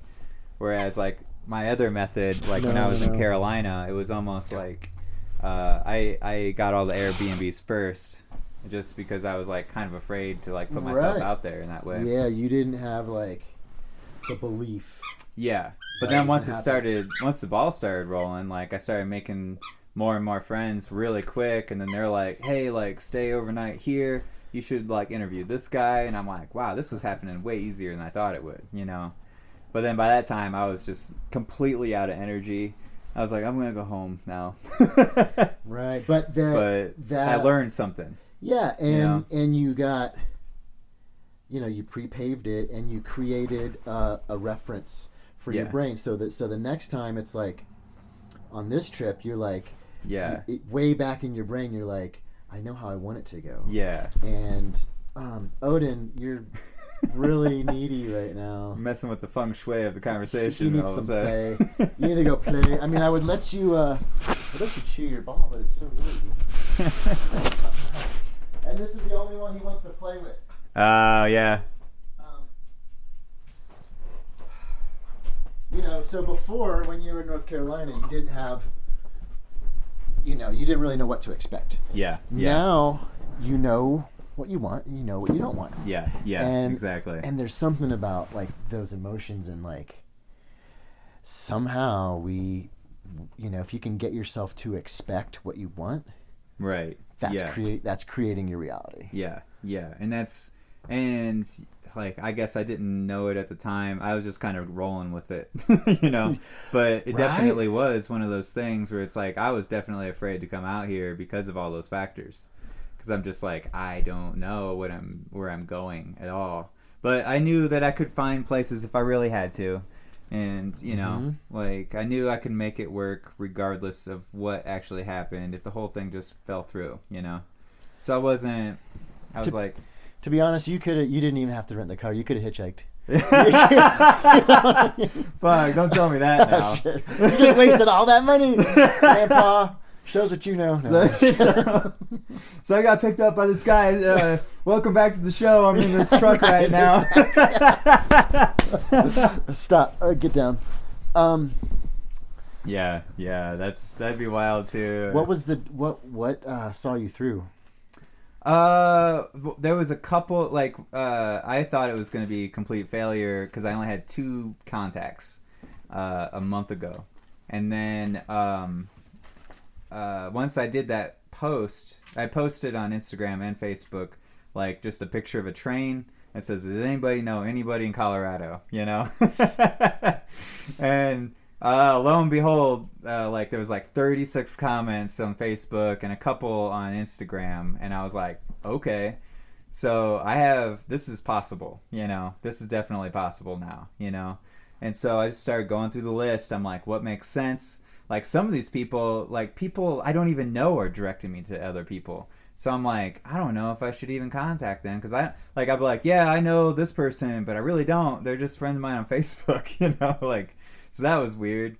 But then, but there was enough to go on. I just had like, I had like one solid lead, in Leadville. And then the first person I interviewed, which became my most solid one, I only knew about from the day before on the train. Because, like, I contacted my friend in Portland because her dad had contacted me randomly this week. And was like, hey, Matthew, what are you doing? I haven't talked to you in a long time. And I'm like, hey, I'm going to Denver Friday. What's up? He's like, oh, we got people out there. I'm like, nice. Oh, great. And then that became my most solid lead, like, 2 days before I left, which was crazy. Right. The thought created other thoughts. Yeah. And not even in your head, other people's heads, right? Yeah. But did he call me just randomly? Right. And it's like he called me to invite me to Thanksgiving. But at the same time, yeah. How do you can spin this anyway? Well, it could have been him. Who was your uncle or? He's like my best friend's dad. Okay, so it could have been your best friend's mom. Right. And maybe the conversation never would have happened. Right. Yeah. Psychic Friends Network. That's what I call it. Very much so, yeah. When you pick up the phone to call somebody and then they're calling you. Right. For sure. Man, and so many weird things like that has happened just in life in general. this year and in previous years. We're just like, man, it's so weird, man. Like, because like I'm just waiting and waiting for these people to come through for me, and then I do one thing that I knew that I should have done, and then boom, they're right there. You know, like almost the moment that this happens, that I do the thing that I was kind of pushing off, and then I do that thing, and then boom, the thing I was waiting on happens. You know, and that's happened so many times this year that way. This year. Yeah. This year. What did you stumble on something, or what?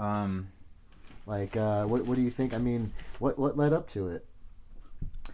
I mean, it's been a time coming. I mean, like, I was real frustrated with life back in 2018, and then I was coming up with this novel idea, and then I was like, okay, I'm gonna go to South America and write a novel, and my folks were like, hey, we know a guy in Massachusetts that, you know, might be able to put you up. I was like, that'd be way easier. Good call. I like that guy too, you know. So I called him up. Yeah, okay. And then I felt like that's kind of like the beginning of this whole thing, you know, because I went out to Massachusetts, wrote a book for 4 months, and finished it. Came back. Then I wrote that script for that movie immediately. The book never finished on the second draft. The festival happened, and then we shot the film.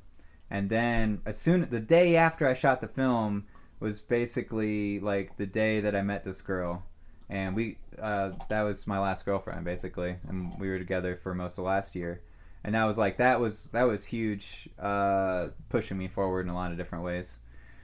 And then that fell apart, and then about a year ago, and then I started just making instrumental songs nonstop all last winter, trying to put together that drum, you know, like arrangement idea, you know, that like I can really record my own albums in full band arrangements, you know.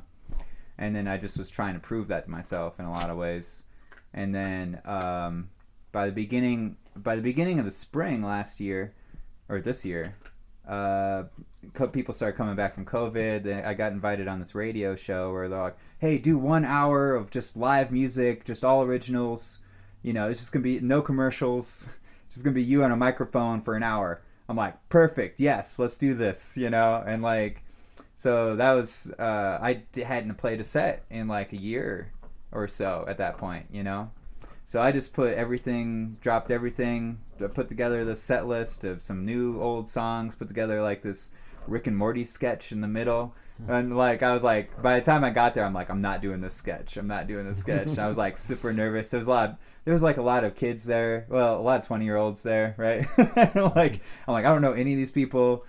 And then I took a walk, reevaluated, told myself the story of the set, you know. Pre-paved? Like, yes, exactly. Calmed myself down, and then walked right in the door, jumped on the radio. I'm like, hey, what's up? I'm Grandpa Beebe. I'm not actually him. But, like, as far as names go, if you want to find me, names are superfluous. Yeah. Just a bunch of numbers and letters and other alphanumerics that change hourly forever.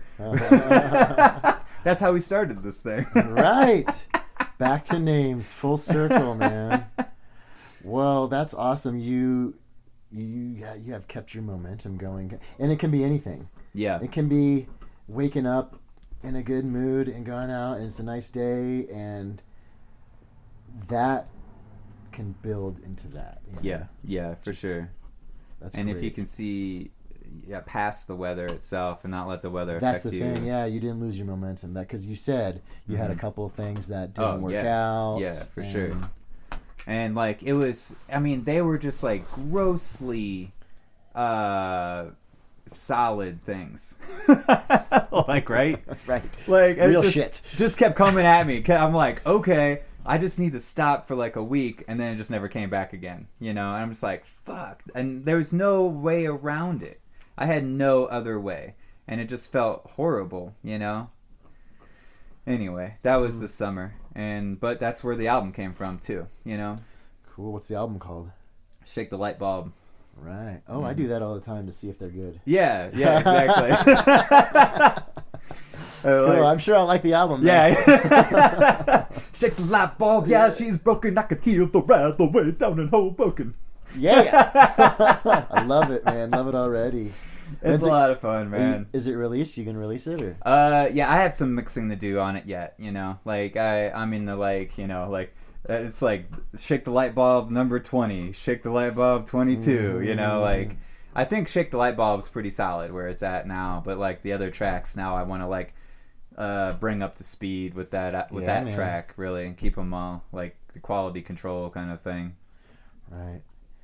It's like never enough, right? Never quite done. You just got to pick a time when. Well, I'm not a perfectionist anymore. Oh, right. Cool. There was an album I did about 10, 15 years ago that like it took me an entire year to mix down that album, and goddamn, it sounds great.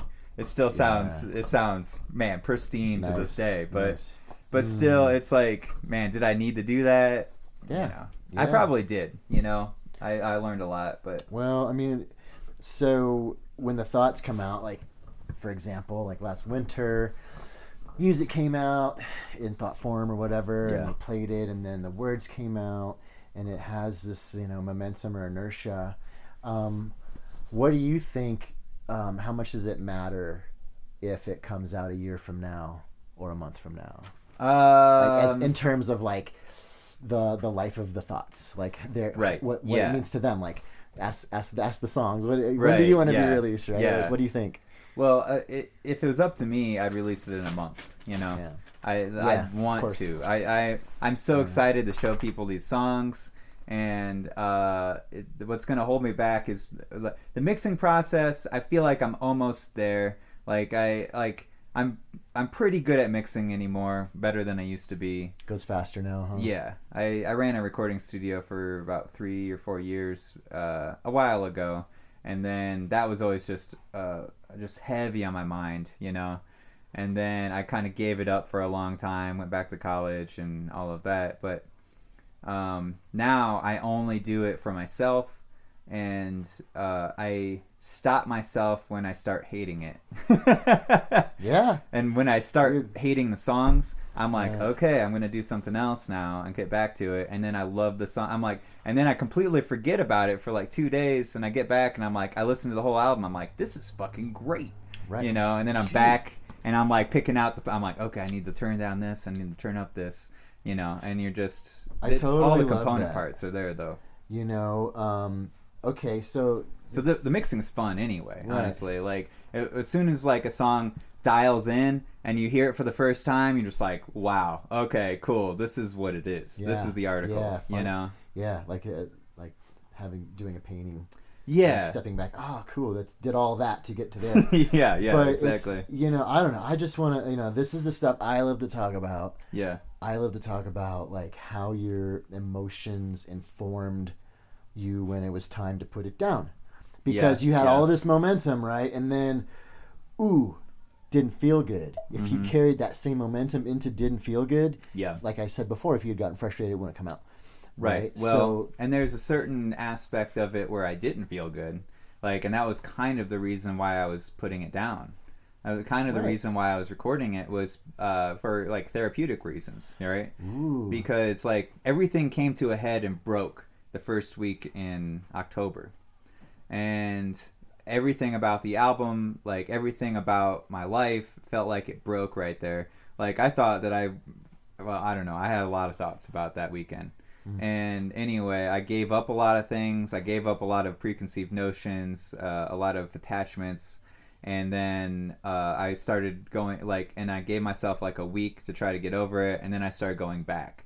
I'm like, what happened back there, And then I start gathering, and then that's when I was like, okay, when did I write this song? And I'm like writing down the names of the songs and the day that I wrote them, just to see like a progression of like what happened, What was going on with you at the time? It was a girl, yeah. Of course, man.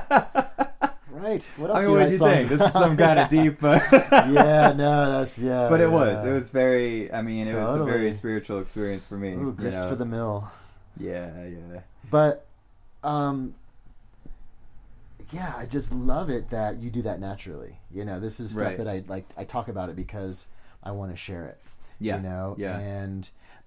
mean, like you were saying, you're regrouping and you didn't finish. Like you started finding what was going on with you and the dates and all that. Yeah. Yeah, exactly. And like, I mean, I wrote incessantly about this whole subject too, because it felt like, I mean, regardless of the situation at hand, right? Like the externalities, like what's going on with me. Sometimes I would just like break rank from myself in the middle of something. Like I get like a text message back and it sends my entire body into this entire sensation. And I'm just like, what is happening? And I'm just like, and I would just step away from the whole thing, go write about the sensation for a while, you know, not even get back to it. I'm just like, that's superfluous. This is like, this is the cause, this is the initiation of it, but like, what is this, you know, like, why is this happening, you know? Yeah. And I was really like, I don't know, I mean, none of that stuff had happened to me for a really long time, so I was just kind of like, fuck, this is crazy, you know, to me. And like, it's not like it's never happened before, but I really was trying to document myself, and like, where, like, you know, I'm trying to get things right too, you know, I'm trying to like make this work too, you know. You're trying to get the album to make sense to you. Just the relationship at that point. Oh, the relationship. Yeah. Okay. It was so overwhelming to me. Everything was so overwhelming to me at that time period, where I would just like step away from myself and try to document these things, you know. And I mean, that's largely where the whole, like, the entire spirit and body of the album, that's where that is, you know. And so when I went back and started rereading everything, I'm like, what was like one of the prime, you know, articles of this era, and like, how did it turn into this song, and why, you know? Wait a minute. So the transition or whatever was happening in the relationship, that happened before, and what's what you wrote the album about, or this was in October? Well, the whole, like, okay, so the radio show happened in May. I went and interviewed that girl the next week, okay? And then, like, we hit it off, and then I saw her, like, like, she invited me to this art show that she did, and, like, I was completely nervous and just, like, sweating in the car before I went into this place, you know? I'm like, this is fucking crazy. Why am I so fucking crazy? I'm just not going to go in there, you know? And then I had to really psych myself up to even go in there, you know? I was like, okay, I have a plan. I'm going to ask her out for tacos or something. Doesn't matter. I don't care. And then, like, so I go in there, and she asked me out for tacos, and I'm like, okay, great. Oh, yeah. You know? So, and then, like, I was like, fuck, this is... And then, like, everything about, like, this situation was just so overwhelming to me, because it just seemed like it was... And then we were just talking every day, 5 hours at a time at one point. And I'm just like, this is ridiculous. Like, why are we connecting so well? And that's who I went to see out in Carolina. And then after I got back from Carolina, we really never talked again. Okay, so were you documenting your feelings when all that was happening? Oh yeah, like every day. Yeah, for sure. Because I was trying to come up with new material to tell her. I was like, what am I gonna call her today when she answers?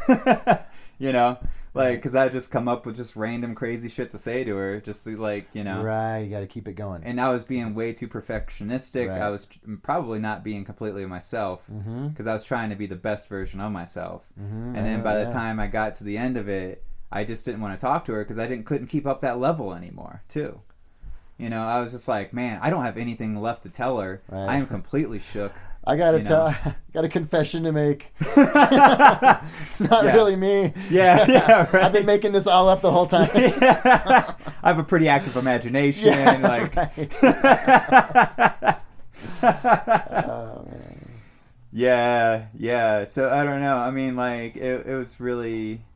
I mean, and then, like, a lot of serendipitous things happened after that point where, like, we haven't actually we haven't completely broken contact or anything, but, like, it hasn't, like, we haven't really reconnected. But you were pushing yourself. Yeah, oh yeah. I was like, I couldn't eat right. I couldn't sleep right. Like, I was just completely shook, like, for the whole month of June. Like, that was like a lost month to me. Like, everything that happened in that month had to do with that girl. Yeah, you lost yourself, right? Yeah. Real hard. But I mean, speaking of the, you know, I'm gonna change my persona for this girl, and it's gonna work, and I'm gonna get the girl. You know. Right. Yeah, that was probably grandiose and delusional. but that's good. You're pushing yourself, and you know you can get hurt that way. Whether it's, you know, I mean, you could push yourself on your bike. You know. So right. That's true too. Yeah. You know? So. And I did that this summer as well. Yeah. And then I got to the point where I couldn't ride that bike anymore. Right. But it was like, oh man. It was so hard too because like as soon as we like connected really well in Ohio, she moved to Carolina, so that became kind of long distance, and then I went to Carolina to see her, kind of thing, you know. And then it was like, oh man, I don't know. I don't know if I could have played it any different. I don't know if anything could have happened any different. It didn't feel like it could, and I like the way that I left. It felt like exactly the right timing, and I felt like I left in the right way. And I felt really great about how it was left, you know?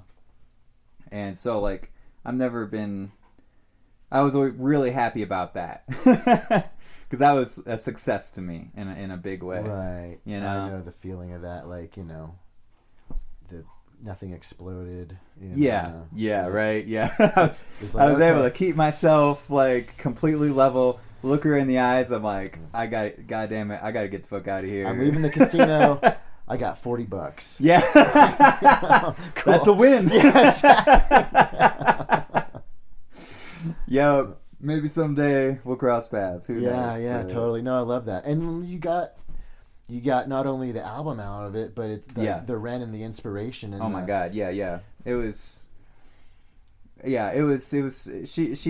meant a lot to me, and I've been trying to express it like I don't know. I wrote her a letter right before I came out here, actually, and trying to explain. I don't think she knew half the shit, you know.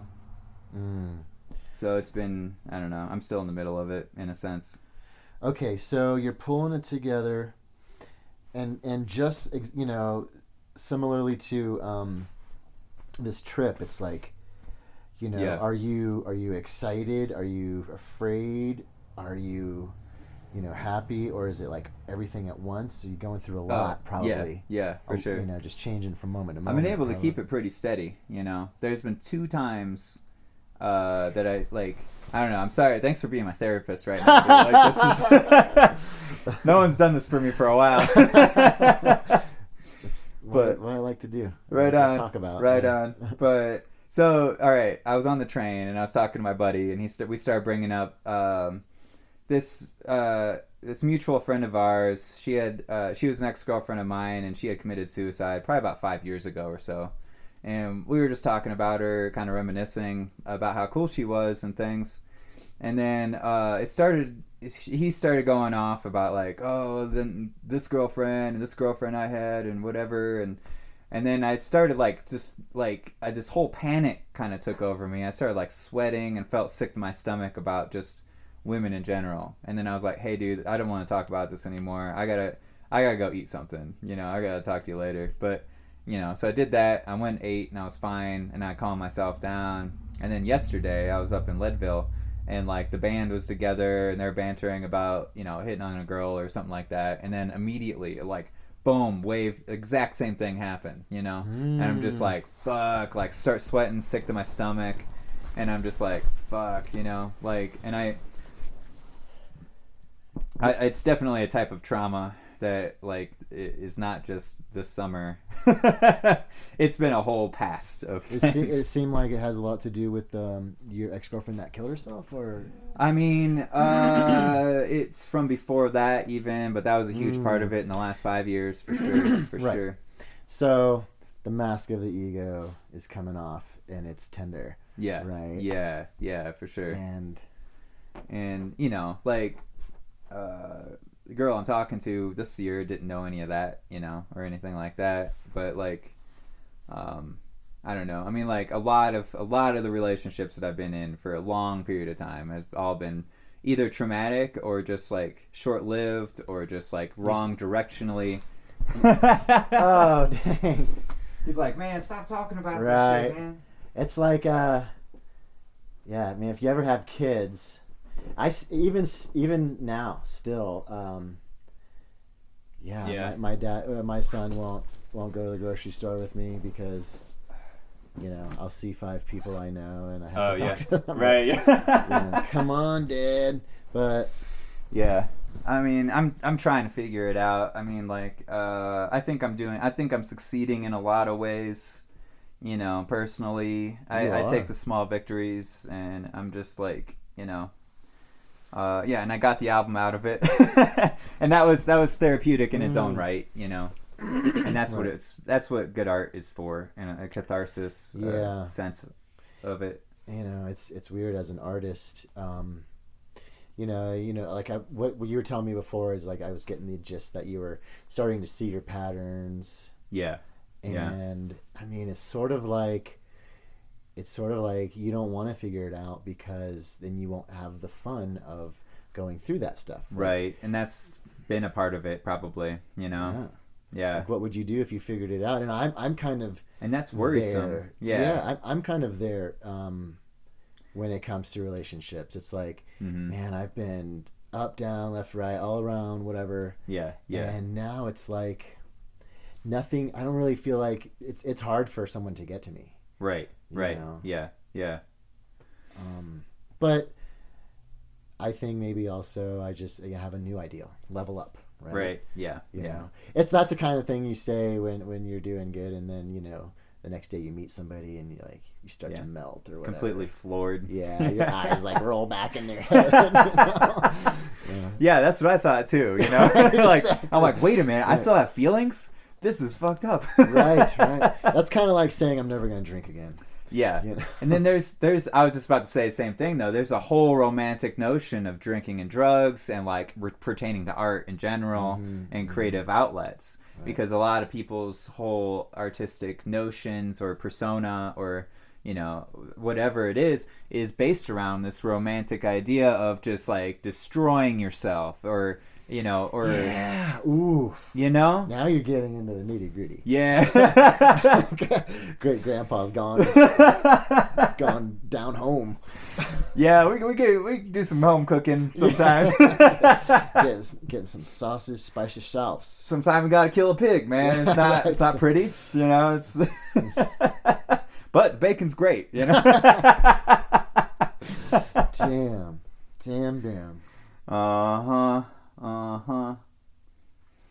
Yeah, I mean, that's what we're here to do, right? Create and evolve and... Yeah. I didn't know I was going to have this conversation today. Generally, I don't, though. That's why I came out here, though, too, in a lot of ways. Oh, right. Brings us back to... You're on your path, man. Yeah. It's just, you're riding the train, you're on the tracks, you're looking out the window, you're seeing some beautiful shit. Yeah. And some of it, you don't only see beautiful shit, but it's like ugly shit, right? Yeah, for sure. You see like the oil factories with smoke coming up and industrial sections and train yards and the like a cancer. Yeah. The homelessness. Oh my God, right? The suffering, and that's I think one thing about traveling the country is, I mean, we're in a very beautiful, delicate bubble here. We're in Salida. Yeah. You travel around and you see some really unhappy people, man. Yeah. All you can do is just do your thing. Man, it's so like as soon as I got to Denver, I got off, ate some breakfast, and I was walking down to the car rental place, and like I have my suitcase with the wheels and stuff, and I'm like sweating like getting there, and then this other guy has suitcase with the wheels, and I'm like, oh, he's another traveler, but then he's probably like 10 feet in front of me. And like he stops at this little on the sidewalk there, picks up a sleeping bag, and like kind of combs this little area of debris, see what he could find, and then just moves on. And I was like, oh my God, right? Like and that hit hard. Right. And then I'm like, I need to give this guy money. And then so I like stop and break out a bill real quick, put it in my pocket, and then I'm trying to catch up with them. Meanwhile, there's other homeless people in the area, and I know from experience that if I'm trying to give something to one, that's going to set off a chain reaction that I might not like, or it might not be, a good thing for me at that point. And that made me really sad, Mm-hmm. And I'm just like, fuck, Yeah. It's again, it's not so much the homelessness per se, but it's like, you want to give him something, makes you feel good, makes him feel good. Yeah. You both feel good, but then something comes in the way of that. Yeah. And for me, it's like it's not the homelessness. I feel like you can get used to that Humans can get used to anything. Yeah. It's the unhappiness, you know? Yeah. And it's funny because you can have a homeless guy and you can have a banker. Yeah. You know, and what's the level of happiness there? Oh, right. They're very comparable. Yeah, exactly. You know? Yeah, just definitely. There's a lot more bells and whistles over here than over here. Yeah, you know? Yeah, and that really depends on what you mean by that too, because like if you're trying to live like a life that's like a genuine, like, I mean, if you're really, I mean, what's really crazy is like how this whole country is based off of this whole like Christian notion. And if you're trying to live like a Christian, you know, quote unquote life, I mean, give up all of your possessions, right? Live as if you have nothing, you know? Right. And in that sense, you will find some of the realest truths that you will ever find, I'm sure, you know? And that's real. That's finding, when you find those things, you can find infinite sadness and unlimited joy in a sense, right? Whereas if you are keeping yourself from that and you're insulating yourself from the world in a lot of ways by getting like a penthouse apartment and like a really fancy car with like, you know, the security systems and things, you know, like you become numb in a lot of ways, I would assume, where you can't feel the sadness to the lowest lows, to where the joy that you're feeling really isn't you know, gonna hit. Yeah, man, if you're hypersensitive and if you have manic depressive or whatever in your family, right? You know, it's like for me, I've always sort of like managed that stuff, and it's like, you know, I wouldn't want to just be normal. Yeah, I like, you know, I'm willing to accept the lows to have the highs, and even sometimes the lows are sweet. I don't know what it is. Maybe I'm a masochist or something. Right. But it's real, you know. Right. It's because I think that like this like complete destruction of like maybe not destruction is not the right word, but just like a malaise or like a misery that like can attack you almost is the same feeling as joy. Like in September I had this moment where like I completely broke down, and like I hadn't ever like I guess like weeped before, right? For like a half an hour straight uncontrollably, really. But like I felt so much joy and release and sadness and all of these things that like I've never really I don't know, I've never really been to that point before. I've never experienced that in any kind of capacity like that. And it really kind of took me off guard, you know. But what also took me off guard was what you're saying, is that like I felt a lot of joy in that too. Yeah. And like I was noticing, like I was physically like trying to watch myself in the middle of it too, because like I'm still like in this like, what is happening right now? What am I learning? What am I supposed to be learning? You know, like why am I going through all of this? You know, and that was wild. And then later that day, I'm on the radio, and she's like, "Oh, how you been?" I was like, "Well, I woke up crying all morning, but right now I feel great." Right. Like, and of course, no one on the station believed me. You know, just something you would say. You know. Right. Yeah, it sounds like a joke, right? Yeah, exactly. Yeah. And I played it off that way. I'm like, I'm not getting into the deep end with this shit right now. Right. We got a show to do. Yeah, I mean, I think there's something about those of us that are sort of, I feel like there's you know, for me it's like trailblazers. Okay. You know, we're pushing, you know, we're allowing that stuff. Yeah. You know what I mean? Yeah. Whereas for centuries none of that has been allowed. Okay. You could, you know what I mean? Like, well, even now, like, you kind of have to joke about it. Like, you're not going to go there. You're not going to be that vulnerable. But some of, you know, a lot of us are. We're blazing that trail. And you were talking about, you know, the people that selling the possessions and stuff. And, like, so many people are selling everything they have to buy a van to just travel. And who cares? Yeah. Yeah. You know? Mm-hmm. So it's about the experience. It's about life. And it's about trying to figure it out. And even...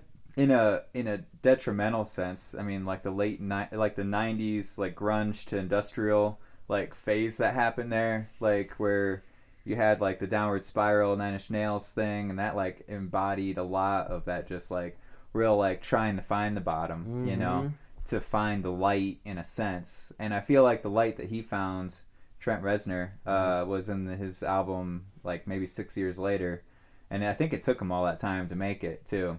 It was the Fragile album, which like I can't even listen to the depressing stuff, but like the Fragile album, certain songs like has that light that I think he was trying to find, you know.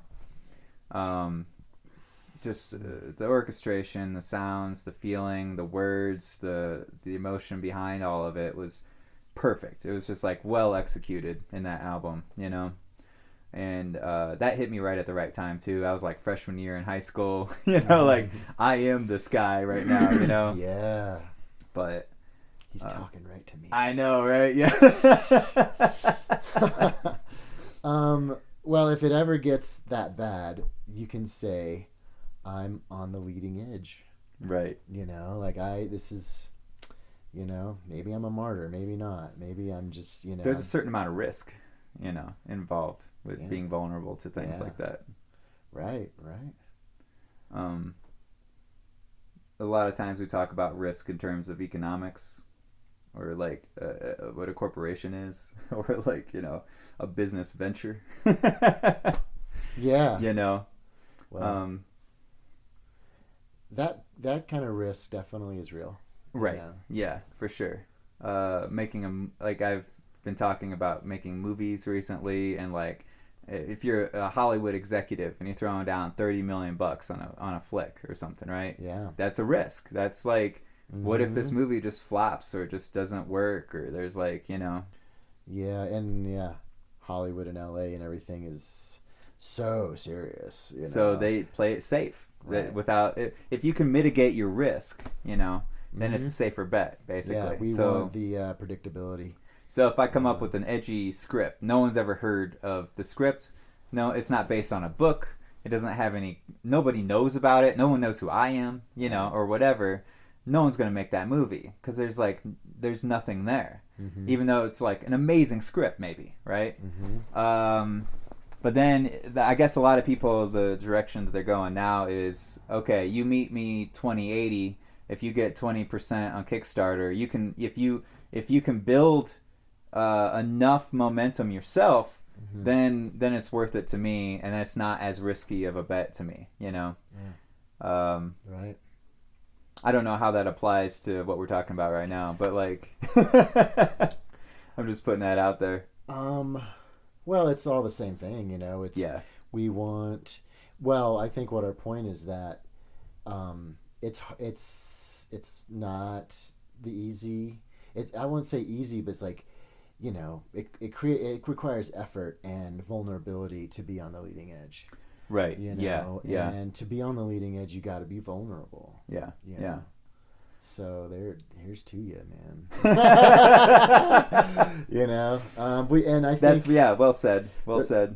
Yeah. Like I said, a lot of people are there, and I think that's why I look at it as like somebody like breaking trail, because there's people following, you know, and every day it's more and more people, and that's why I'm like fucking elated to be alive in this time, you know, right. because so much is changing, and you know, the balance is just boiling up, you know, and just the boat's rocking all the time. Yeah, definitely. I love that shit. And I'm not political. I don't watch the news and stuff. But you know, it's out there, and people, you know, there's whoever they are, getting riled up about stuff. And then there's us who are just like, fuck everything, fuck y'all, you know. We're going to make movies and play music all the rest of our lives. Right, you know? yeah, exactly. We'll have robots in factories. Yeah. Why not? I don't know. Right. Yeah, I like that, and the whole general sentiment of just bringing the people together, man. You know, like if I can, I heard someone talking about this idea the other day where I really liked the whole sentiment of it. You know, it's little pie in the sky, but it's like they're talking about, okay, well we've been deregulating corporations for decades now, to the point where if you start a corporation, you can do literally anything. Yeah. So what if you like did something good? No one could stop you. Right. You know? So if you're head of this corporation, you're like, okay, well, only the employees get to throw in money for stocks or whatever. We'll have like a private, you know, stock investment session or whatever. and that's our only capital, right? And then so we're gonna buy 1 million robots and start an Amazon company and just have a mail service thing, and it's everything automated. Well, all the workers will come in for 5 hours a week. We'll pay them a salary, and then hopefully we'll get to the point where we don't have to come in at all. Right. You know? And our product will be clean water for the world. Yeah. Yeah, exactly, right? Yeah. That's fucking awesome. Yeah, man. That's what I like. I mean, that's what I like about these times. Anything's possible, man. Yeah, for sure. Because as soon as one thing becomes such a detriment to you, or it becomes such the antithesis of like of oppression, you know, like a lot of people think the capitalism is, you know, well, that becomes our greatest strength at that point too. Greatest weaknesses become the greatest strengths. Yeah, man. Uh-huh. Flip that shit on its back. Yeah, right. Yeah. Flip it over. Wow. Ooh, I gotta pee again. Yeah. We still got bodies too. This is pretty epic as well. We don't just have ideas. Yeah, that's, you know, that'll be like the second segment of the next thing we get into is we'll talk about the physicality. Well, it's all, you know, it's like all about, it's blending it, you know, it's like, right. You know, we're here going, yo, we're not just our bodies, and they're up there going, we could have bodies, you know, and the point is to like blend it. Yeah, right? yeah, exactly. So how do you break outside of this, like, I gotta survive by any method possible, and we gotta make a story and a system where, like, if you don't play by the system rules, you don't get fed. Right. And it's like, that's a threat, man. Mm-hmm. Like, fuck. You know, like, I don't like that. I don't like that story at all, man. You know? No. Why do I not get fed then? You know? That seems pretty harsh. Like, what did we do to upset you so much, you know? Like, it seemed like everything's kind of running itself, mostly. Eating proper food in this day and age shouldn't be a luxury. It should all be given away. No one should have to worry about where they're going to sleep, how they're going to live, and get enough to eat. On the Big Rock Candy Mountain. Okay, take a break. Yo. Double A batteries or whatever. I shouldn't have hit that first. Oh well. Figure it out in post. Yeah, right. Exactly. And 3, 2, 1. And we're back. Yeah, just like that. Yo, movie magic. Yeah, man. It's a wild world out there for sure.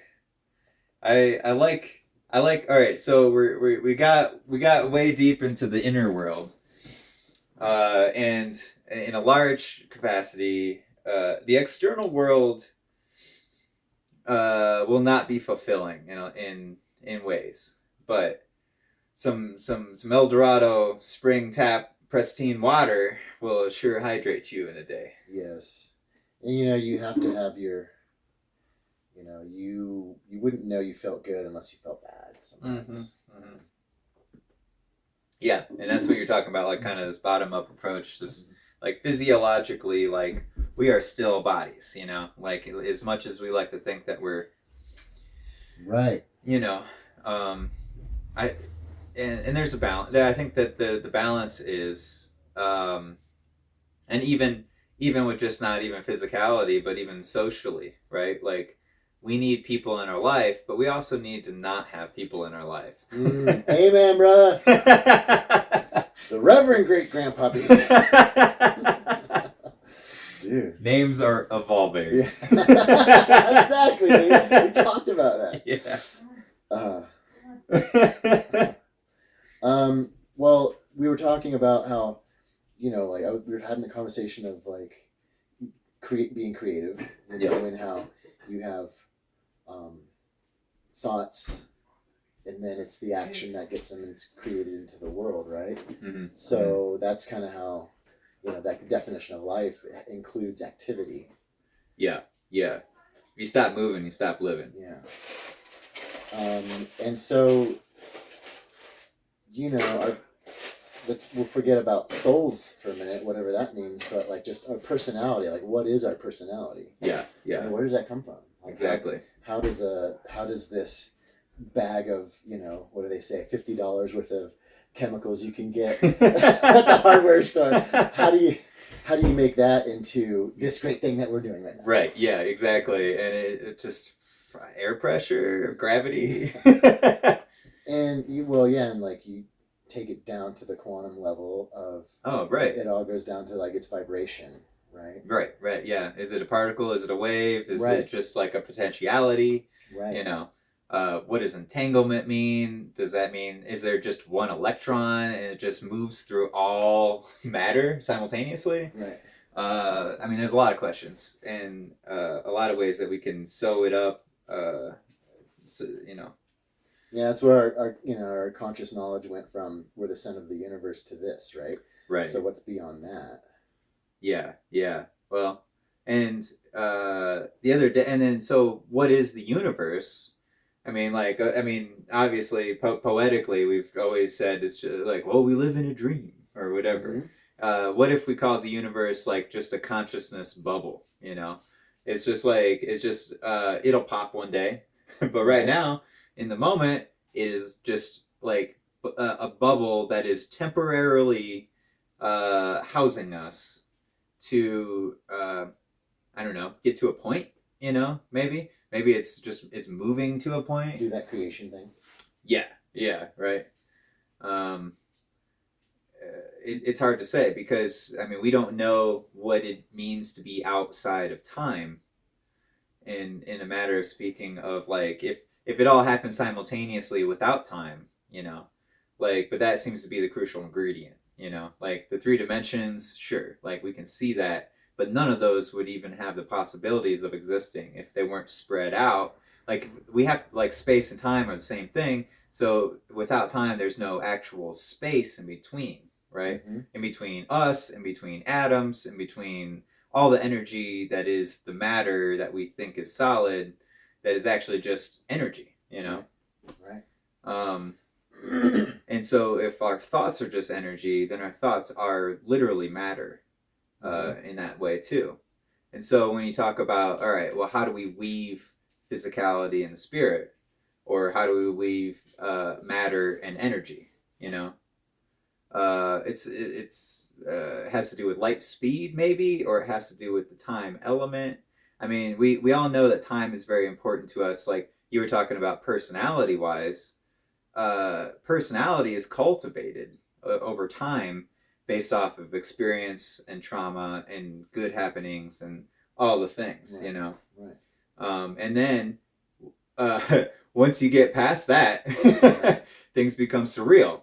And you're like, well, can I just make this shit up, Right. Like, is my personality static or is there a creative element in it? And like maybe I want to sound like a car salesman all the time. Totally. If this fits, then go for it. It only has a few miles. It's one of our like Dylan, man, like one of the greatest. I was just talking about this earlier. Yeah. He made it all up, right? Exactly. It's like, what does this song mean to you, man? Right. Exactly. That's genius, man. Right. Like, who thinks of this shit? Bob Dylan did, man. Right. And, so I think,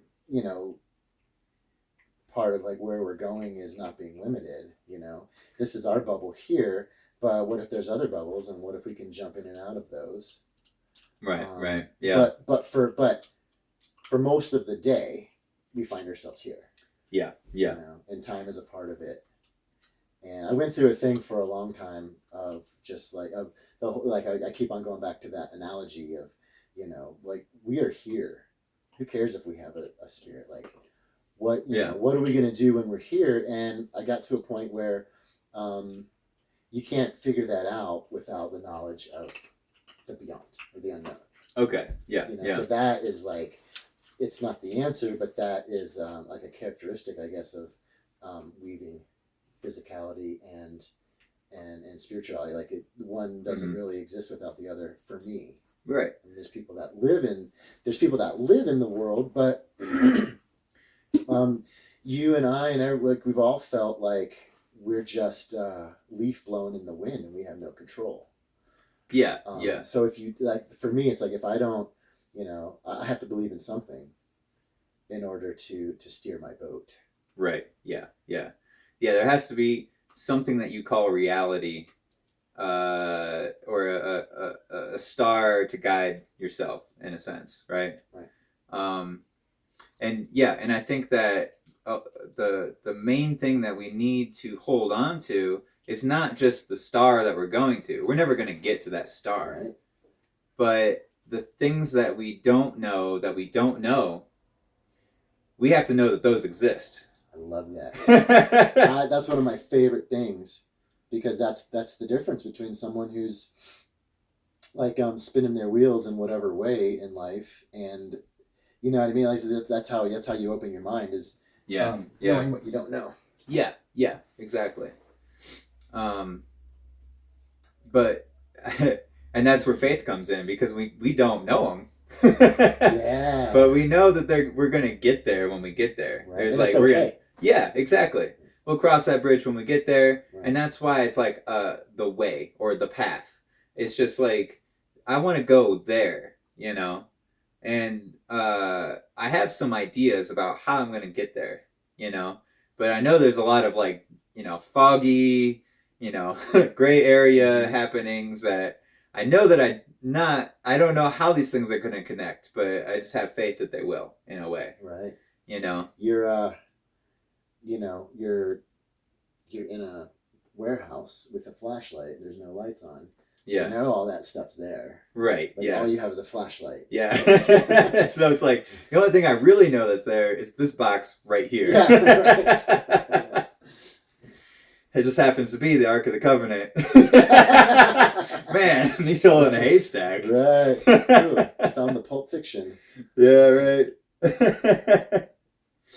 Oh, man. Yeah, because in that sense, it is exactly whatever you're pointing the flashlight at that point, too. Yeah. But it can't be more than that. Unless, like, and that's why, we were talking about drugs and alcohol earlier.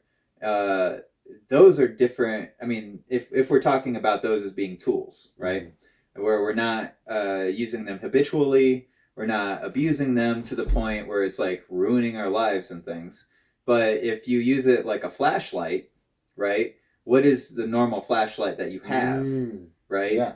And then if you put on the psychedelic flashlight, maybe that widens the spectrum this way, and maybe it shortens it this way. But you're seeing this whole other spectrum of the world, and you see a whole other side of it. You're like, I didn't know there was other boxes here. Right. We come here, and the point, we're here. What's the point of being here? Well, we're here and we have all these limitations. Yeah. Maybe the point is to explore what it feels like to have limitations and then surpass them. Right. Yeah, exactly. And, so, open up your eyes a little bit more. And there's a lot of avenues to do that. Not just drugs and alcohol. Yeah, man. Yeah. But like we were talking about, just, relationships, sex, rock and roll, music. It's funny how they all go together. Right. Yeah. Sex, drugs, and rock and roll. Is that the answer? Oh yeah, and yeah, that's the cool thing about it. Like, you get into drugs and alcohol, and then you feel how it feels to have like life-changing sex, and then and these days everything is on YouTube, so you got breath work and meditation. Oh yeah, fasting. Huge helpful tools and mechanisms that people have been exploring for centuries. Right. And like all of this information is very pertinent to our situation, really. And the point is not to, I'm going to do this stuff and be a better person. Right. Or find enlightenment or something. Right, find enlightenment. Yeah. It's, I'm going to use my body as a laboratory. Right. Yeah, experiments on myself. Yeah. What happens? Yeah. Right.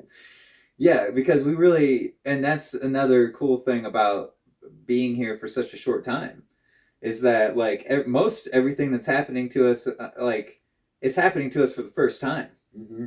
You know, like if we lived 10,000 years, I mean, right. How boring would that be to like experience the same thing over and over? Like you would stop learning like 100,000 years ago or whatever, you know, whatever the time frame is. Right. Like, but in the case of iterations, just really quick iterations of like human, yeah, you're human, and you're dead. You're human and you're dead. Right. And it's like everything that happened to you. I mean, there's not a lot going on here, really. There's not 10,000 years worth of shit here. Right. You know? Right. There's maybe 200 years tops, but we're only going to live like 80, right? Right. So it seems like it's infinite, but it's really just because we're, you know, we can't ever do everything. Right. It's the perfect amount. Yeah. For us, and it makes reincarnations so convenient. Yeah. Yeah. You know, yeah. It has to be. Right. Yeah, exactly. And I mean, it's because none of us are really that different at all. We all want basically the same things. Yeah. And like, what is it to be human? You know, in that sense, you know, those are the things that we generally are seeking. And then, but then there's the consciousness element of it. I don't know. It's weird because like we all like, well, we each of us have a purpose and we're all working together and, you know, like. Right. We're all working together. Like we're all going to this festival every year. Right. Yeah. Yeah. And that's, you know, that's the cool thing. It's like, you know, we're sitting here on this couch saying, oh, this is a great time to be alive. But, you know, 500 years ago. Oh, right. Yeah. You know, yeah. 1,000 years ago. What happened the first time they've really figured out how to make alcohol, like, predictably? Well, not on accident. Yeah, without killing you. Yeah. Right. Well, maybe it killed some people, but we knew how to do it. Yeah. Right. Got the averages down. Yeah. Like, only 5 people died tonight, dude. It was crazy. Yeah. So many people survived. Or like, and they planned for it. Like, in 2 days, dude, this shit's gonna be ready. Yeah. And shit's going down. Or whatever, you know. We're gonna have a big-ass fire. And we've been, you know, stringing these drums up all week. Right. You know, we've been, like, hollowing out these flutes and shit, you know. Right. And it's just, shit's going down, you know.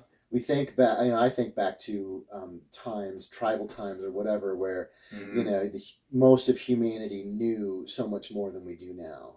Yeah, you know? And then we lose it, and we've lost it, and then now we're getting it back. Right. Yeah. This is this big circle, man. That Mayan clock up there. You know. Yeah. Just and it around the circle, man. And maybe I'm romanticizing it a little bit. There was definitely like maybe that day, like, well, we're going to war in the morning, so we're gonna party our asses off before we get there, or something like that too. There's always some other like. The world is never as perfect as it seems in any kind of era, you know? Right. And it's always easy to idealize. Yeah, a golden era of time that everything was so much better back then, you know? Right. And it was, but it's still, they still had the same problems that we have in some sense. Right. Some things were easier, some things were harder. Yeah. You know? Exactly. It's like human adaptability.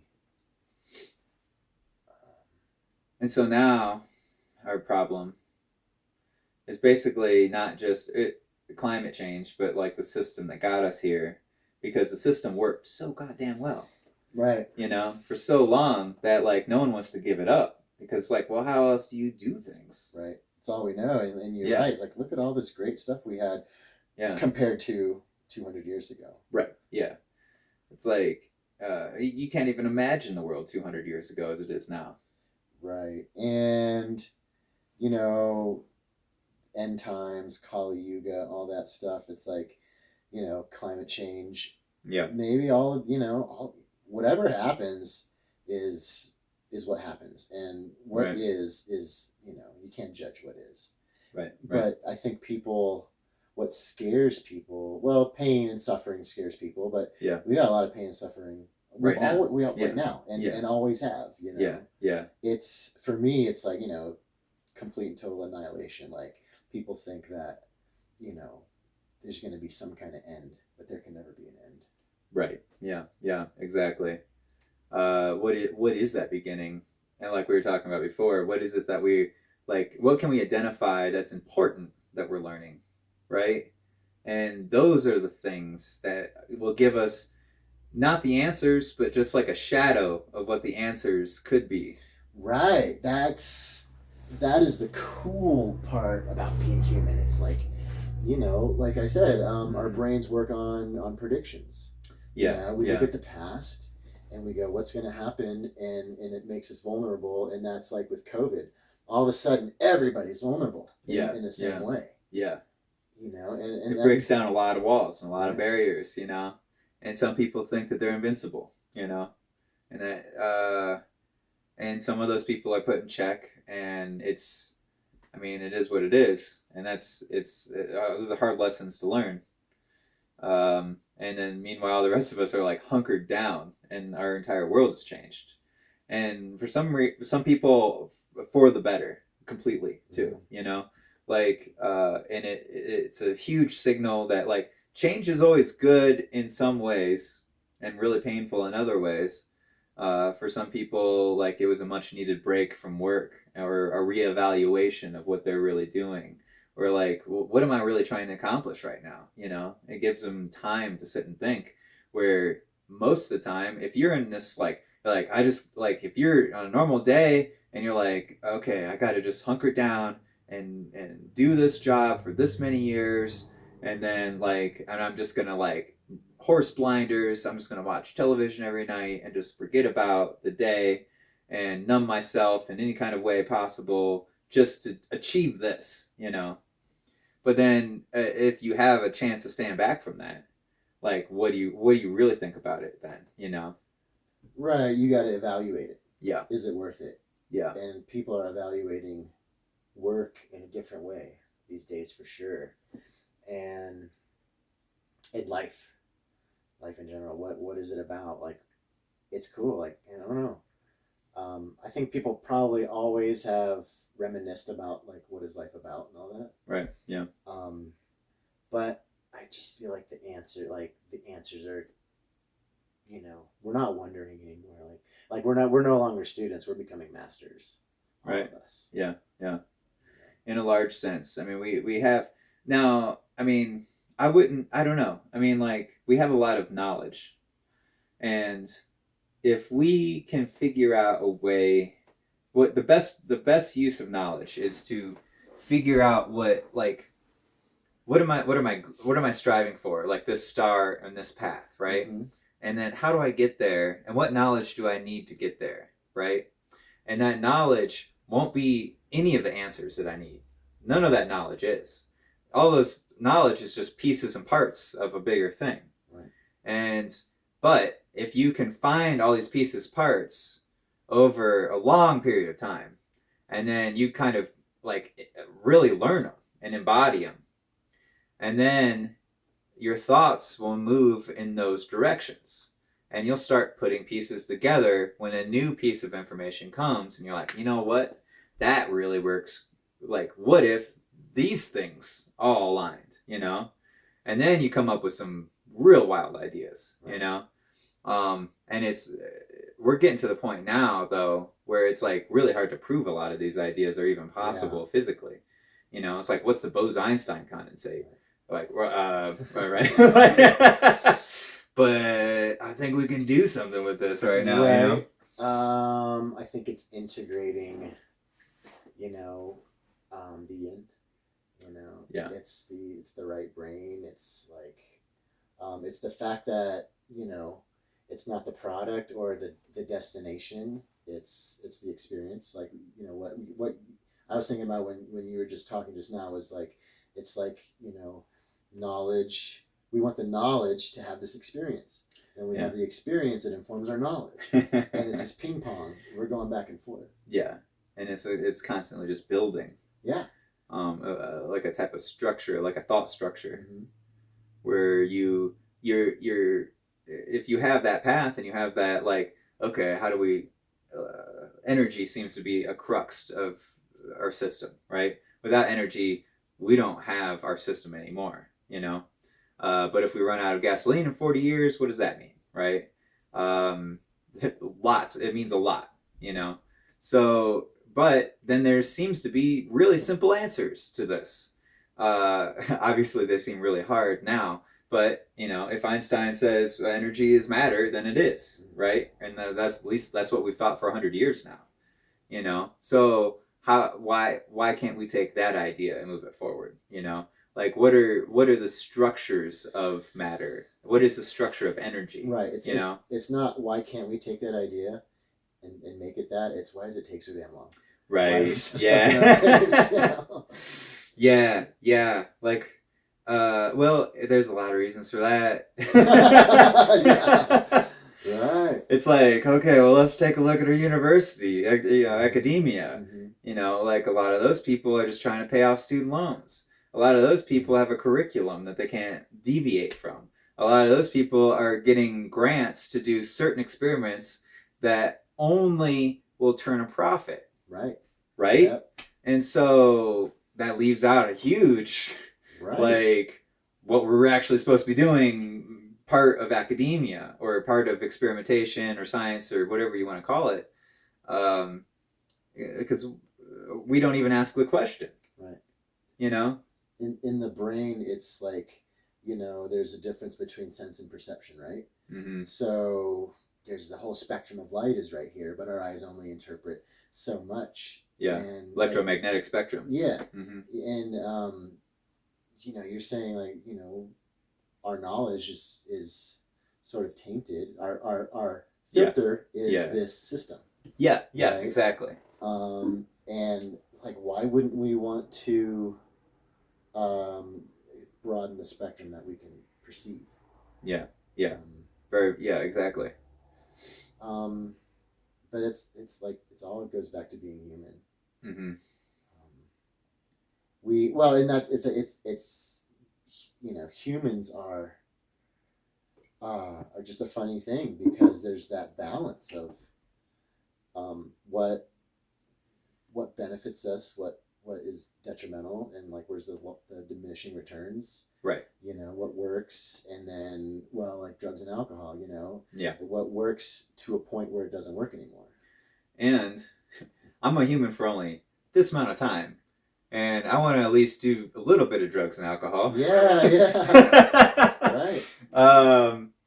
Because they're the perfect solution to some problems at the time. Right. Whatever that means to you. But how long does one person have to even think about the problem? Like, oh, well, we need energy. Mm-hmm. And if we don't have it, our whole system's going down. And then to really internalize that and know what that means. And then to say, okay, well, how do they make energy now? Like, why can't we just continue doing that?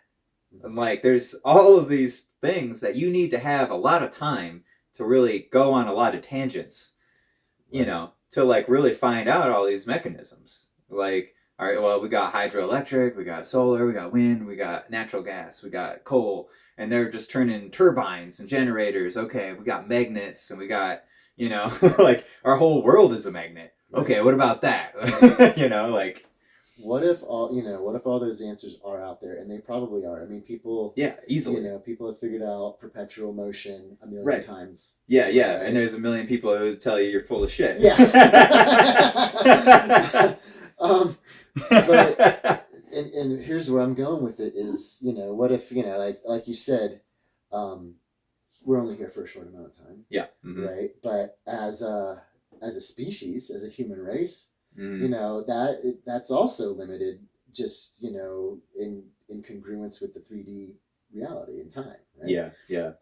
So and here's what I'm thinking, like maybe the answer to like why does it take so long is because like who wants to figure it all out now? Like, right. Savor it. Yeah. And if you did, you would probably want to be anonymous. Like, yeah. Don't ask me about this shit. I just gave it to you guys. Mm-hmm. It's free of charge. Yeah. I read that book, Illusions, I think. Okay. Recently, Richard Bach.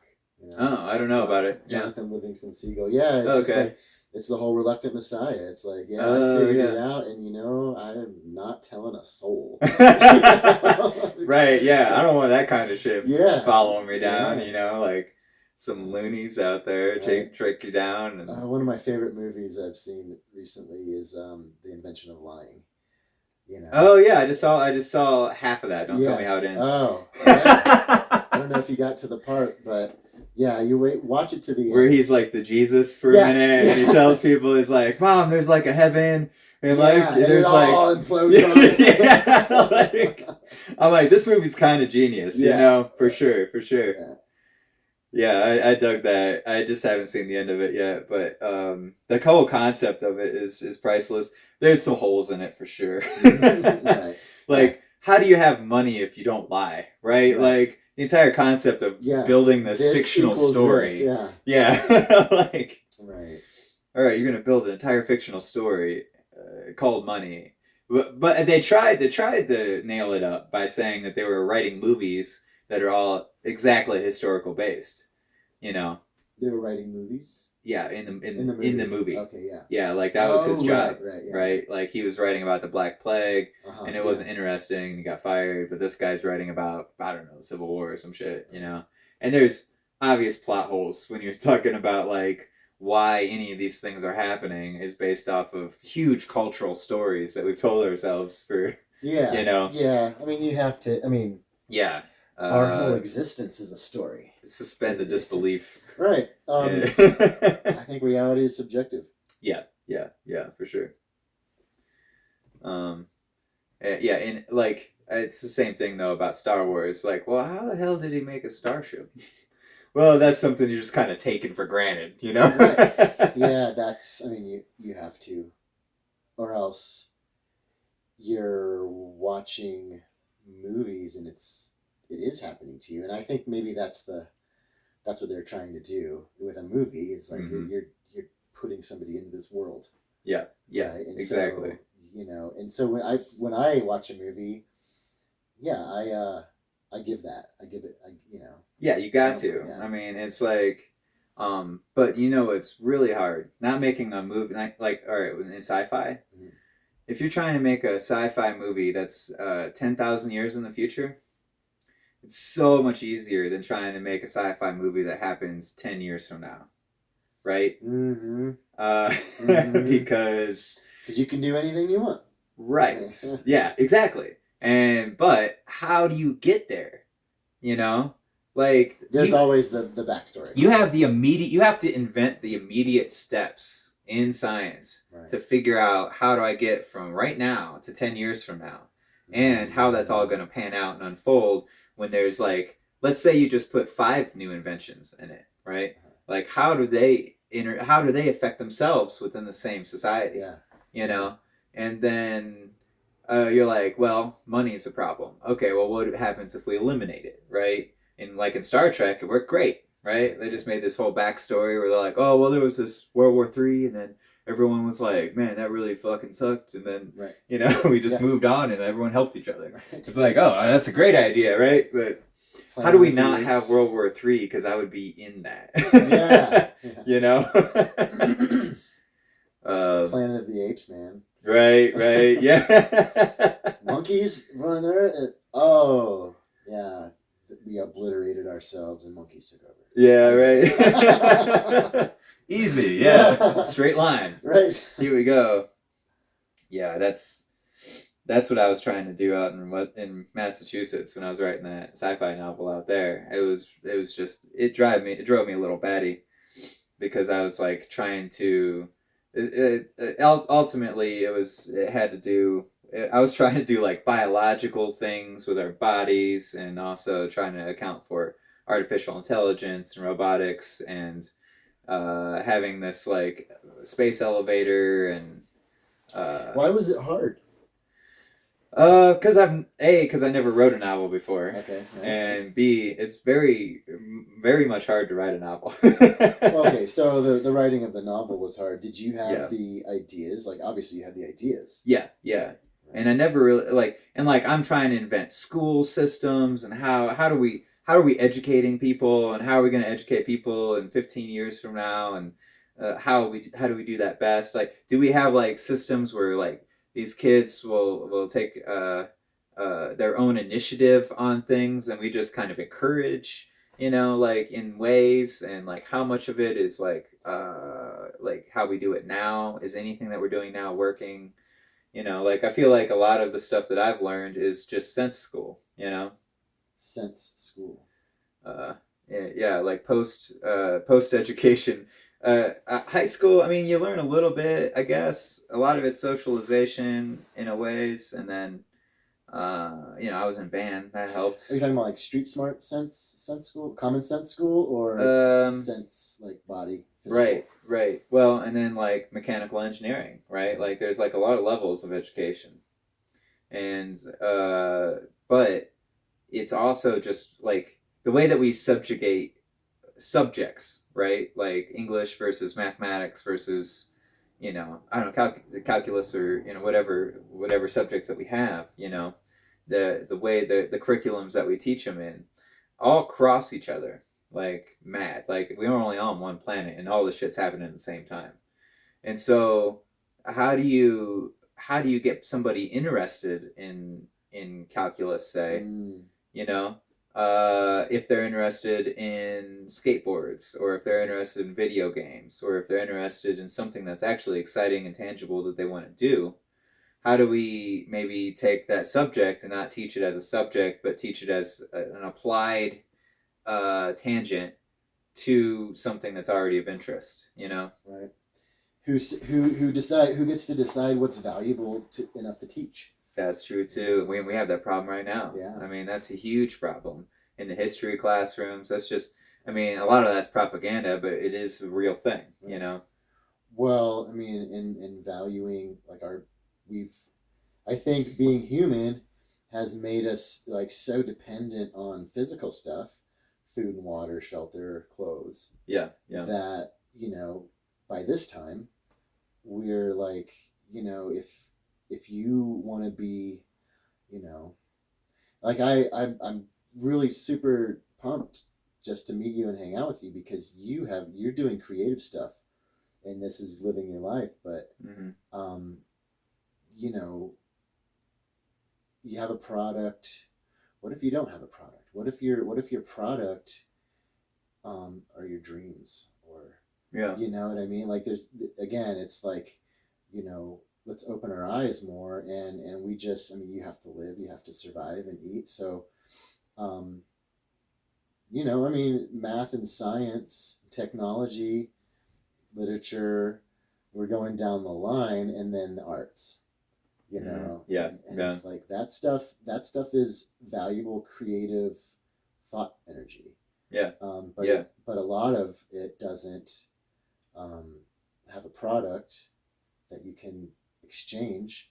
And I was gonna say, like, just makes it hard. Like I said, like I'm like stoked to be hanging out with you because you're doing it, but I know a lot of people that want to do it, and they it's more of a challenge. Yeah. And I'm not necessarily succeeding financially in it or anything, but like, but you're doing it, and I think maybe I mean, it's hard. It seems like for you, like you're at the point where nothing's gonna stop you. I hope, yeah, like that. I've been doing weird shit for a long time, and nothing stopped me yet. And like sometimes I think about stopping myself. I'm like, man, I should really buckle down and start paying some of this shit off. But at the same time, I'm like, well, or not. I'm just gonna go to Denver and see what happens. And try to get some sponsors for the podcast when I get back or something. Like, I mean, that's a plan. I don't know. And in the meantime, I can get a day job when I get back, or I figure, or something like that, Yeah, it was weird though, because I was applying for day jobs, and then I was like, you know what? How about before I do that, I take a trip somewhere, and and then I just had the thought in my head, and I was like, I hope that I don't get this job. Right. And then I went there to talk to him about it. It's not like I was trying not to. I was showing up. I was making contact with them. They're like, oh yeah, that job doesn't even exist. I'm like, wow, last week you said it did. Right. Not my fault. Cool. I tried. Yeah. Look, they would have given me the job. Yeah. It doesn't exist. I would have completely taken that job. Right. Yeah, man. And I mean, you're creating your reality to that extent, and whether you're successful financially or not, right, you are proof that we're not limited. You can do that, you know. Yeah. If I really wanted to, you know, and I am. It's funny, man. It's a transition that's going on right now, but I'm doing it differently, and I'm doing, you know, I'm doing the family thing. Yeah. And this. Yeah. Yeah. You know, and that's why I love it, is because that's what I do. It's like I take impossibilities and make them possibilities. Yeah. In my life, and it's taken me, you know, it's taken me all my life to figure this out, and I'm just happy. I'm happy to be figuring it out. Definitely. Yeah. I'm right with you, man. I think we were supposed to meet. You know, this has been a really great conversation. You know, sure has, dude. Show has. Man. Hell yeah, man. That's really cool. It was like, man, it's just out on the wind, and like I just talked to you like a day ago or two. I don't even remember. Well, you know, the thought energy like attracts like and builds on itself, man. Yeah, for sure. And yeah, the longer you go, I feel like the more your belief in what you can do. You know what I mean? Yeah. So here's the thing, like you know, you can't unsee what you've already seen, and now that you've seen that you're doing this, you know. Right. Yeah. So you know, North Carolina, Colorado. Yeah. Who knows where else? I know, right? Like Toronto, I want to hit, and New Orleans real bad. And then I want to get like Knoxville, DC area, Virginia. I have been talking to people out there. Mm-hmm. Cool. I don't know anybody in Canada though. I don't know anybody in Toronto. That's kind of like, because Toronto and I know like one venue in Buffalo that I want to hit up, you know, and maybe make some dollars playing a show there, and then hit up to Toronto or something like that. But that's kind of a loose idea right now. Well, but it's not far away from Ohio for me, you know? Yeah, that is, you know, that's sort of like trying to figure it out in your mind. Yeah, and doing that, you're pre-paving. So it'd be just as easy to be like, wouldn't it be great to go to Toronto? And what if I meet somebody right on the spot, you know? Right, yeah, for sure. Kind of thing. And then just go and see what happens without any contacts. Go when it feels right. Yeah. Don't go and be like, gee, I hope I meet somebody, you know? Yeah, exactly. Scarcity mindset, abundance mindset. Right, it's just, there's another person over here, I'll talk to them, all right. And maybe, you know, you're on your way to Toronto and, you know, you stop over in New York or something. Right, yeah, exactly, yeah. It's just, it's there's a lot of things that can happen. I'm completely open to the situation. I don't know what's gonna happen. I do feel good about the future. I have like confidence in what I'm doing. I feel really comfortable doing this podcast. I feel like I could continue talking for a lot longer than this. Same here, only limited by our physical bodies. Yeah. Having to get up and pee and drink all that water. Like good pure crystal clear giver of life. Lots of coffee. Right. But I feel comfortable in doing this, and it's already pushed me in some directions, like that girl earlier in the summer. That was only like my 10th 11th podcast in. That happened, and that took me on this entire other course, you know. And I definitely needed that to happen, and I'm really thankful and blessed that it did happen. And I think that it was just like all the way around, like, you know, anybody who got hurt, or I got hurt mainly. It was like not mentioning any names, right? Yeah, but like, but okay. I've been there before. I know the deal, you know. Like it's I was more along for the ride anyway. I was like, all right, well, we're doing this. This is not going to turn out good, but it might. Who knows, you know? You know, and it turned out good in ways. Right. And that's what counts. Yeah, and you have a main theme where, you know, you're going for that star, and like the things that happen to some people might be the end of their world. Yeah. It's like, you know, this is like what's in the window as I'm watching, as I'm going. Yeah. For sure.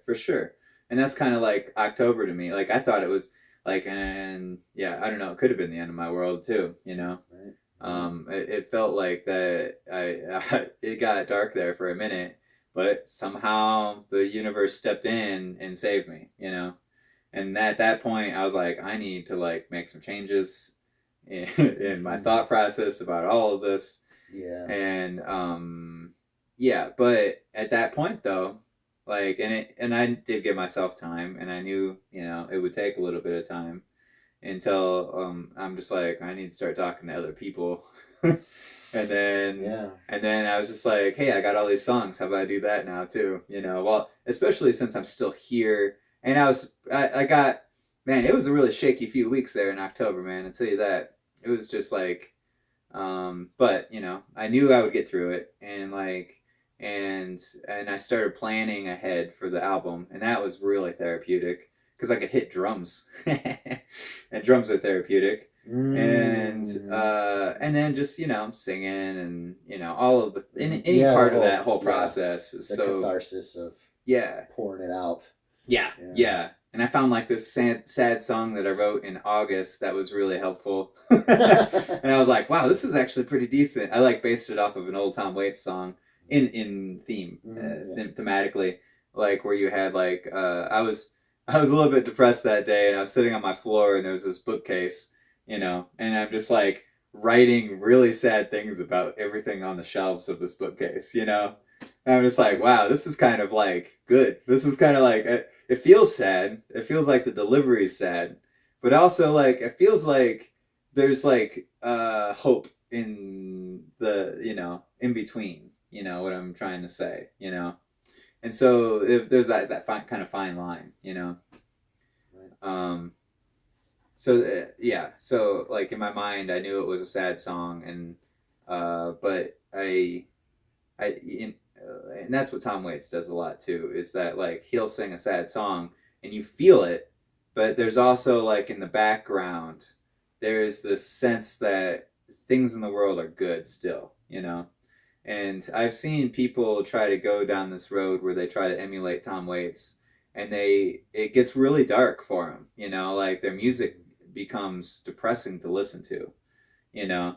And I'm just like, oh man, like they could not find that line, you know, that balance. That's the blues, right? That's the blues. Yeah. Yeah, exactly. He once said that the suffering in our poetry is not giving us the ability to suffer in real life, or something around those terms, you know, like our poetry isn't hurtful enough to like give us credibility for our own suffering or something like that, you know. And that always struck a chord with me when he said that, you know. It's just like, wow, yeah, like someone needs to be here documenting this. Someone needs to be like really being vulnerable to the sadness, and bringing light to it. Right, yeah, shining the flashlight on it, right? Yeah, exactly. And on levels, right. Not just like showing people the sadness, but showing people that that the sadness happens along the way to having a good time. Right, you know? Man. Yeah, you know, looking out at the train, and you can, you know, seeing the mountains, and then seeing the industrial fucked up oil rigs, you know? Yeah, and I love mountains, man. I've always been connected to them somehow or another. Like, ever since I was here, you know, 20 years ago, I was just like, what is, like, I just felt like floored when I looked at them. And I felt that today. You know, like I felt that yesterday, and it was just like, oh my God, I can't believe I'm standing. It makes you feel so insignificant in the world, you know? Yeah. I just come from the flattest part of Ohio. Just like insignificant, and but you know, you always, it's like the blues, like, you know, it's like, wow, I'm nothing compared to that, but we're the same. Yeah. You know, I feel a connection to that. I don't know why, but you know, deep down, it's not conscious, but you know, you're the same. Everything is one, right? And right, yeah. And so, and it helps so much if you hear that song that like is saying the thing that you're going through, you know. It almost doesn't even matter what the song is at that point, as long as like the energy matches in the song, and like it's you know, it's melodic, and it's like, wow, that's exactly how I feel right now, you know. And just to know that one other person feels that way, and then to know that this is a popular song, it's like, wow, a lot of people feel this way. Wow, this song's been on the radio for since the 80s. People have been feeling this way for a long time, you know, and it's nothing new. This is normal, and I'm going to get through this by doing something, you know, of catharsis of my own, or I'm going to get through this by just knowing that somebody else is, you know. Who would we be collectively without that? Yeah. You know? Yeah. And to know that it's valuable.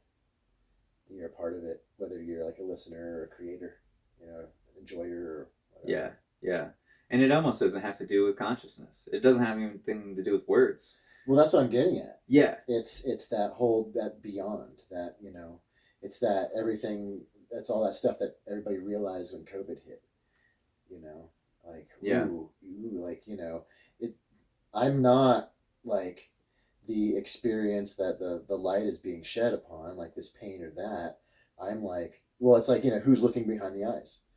Yeah, you know? Yeah. There are multiple people here. Yeah.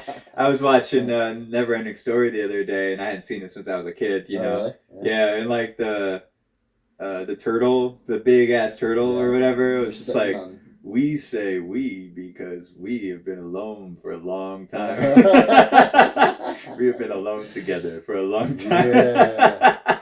I get it. I get that. I've gone deep down for in the 1,000 years.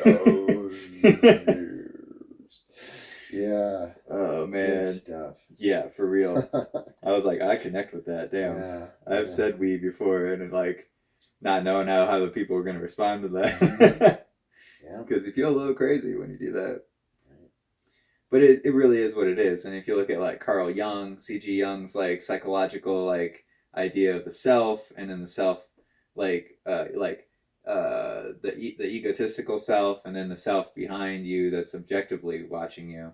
I once met up with these Mormon girls for a while, like they were trying to convert me to Mormonism, and I just thought it was hilarious. Right. So I would just show up and be like, wow, this whole Trinity thing reminds me a lot of the C.G. Jung concept. Have you ever heard of... yeah, they're converting them. Yeah, exactly. And they're just like, what are you even talking about? I was like, I don't know, it just sounded like the same thing to me.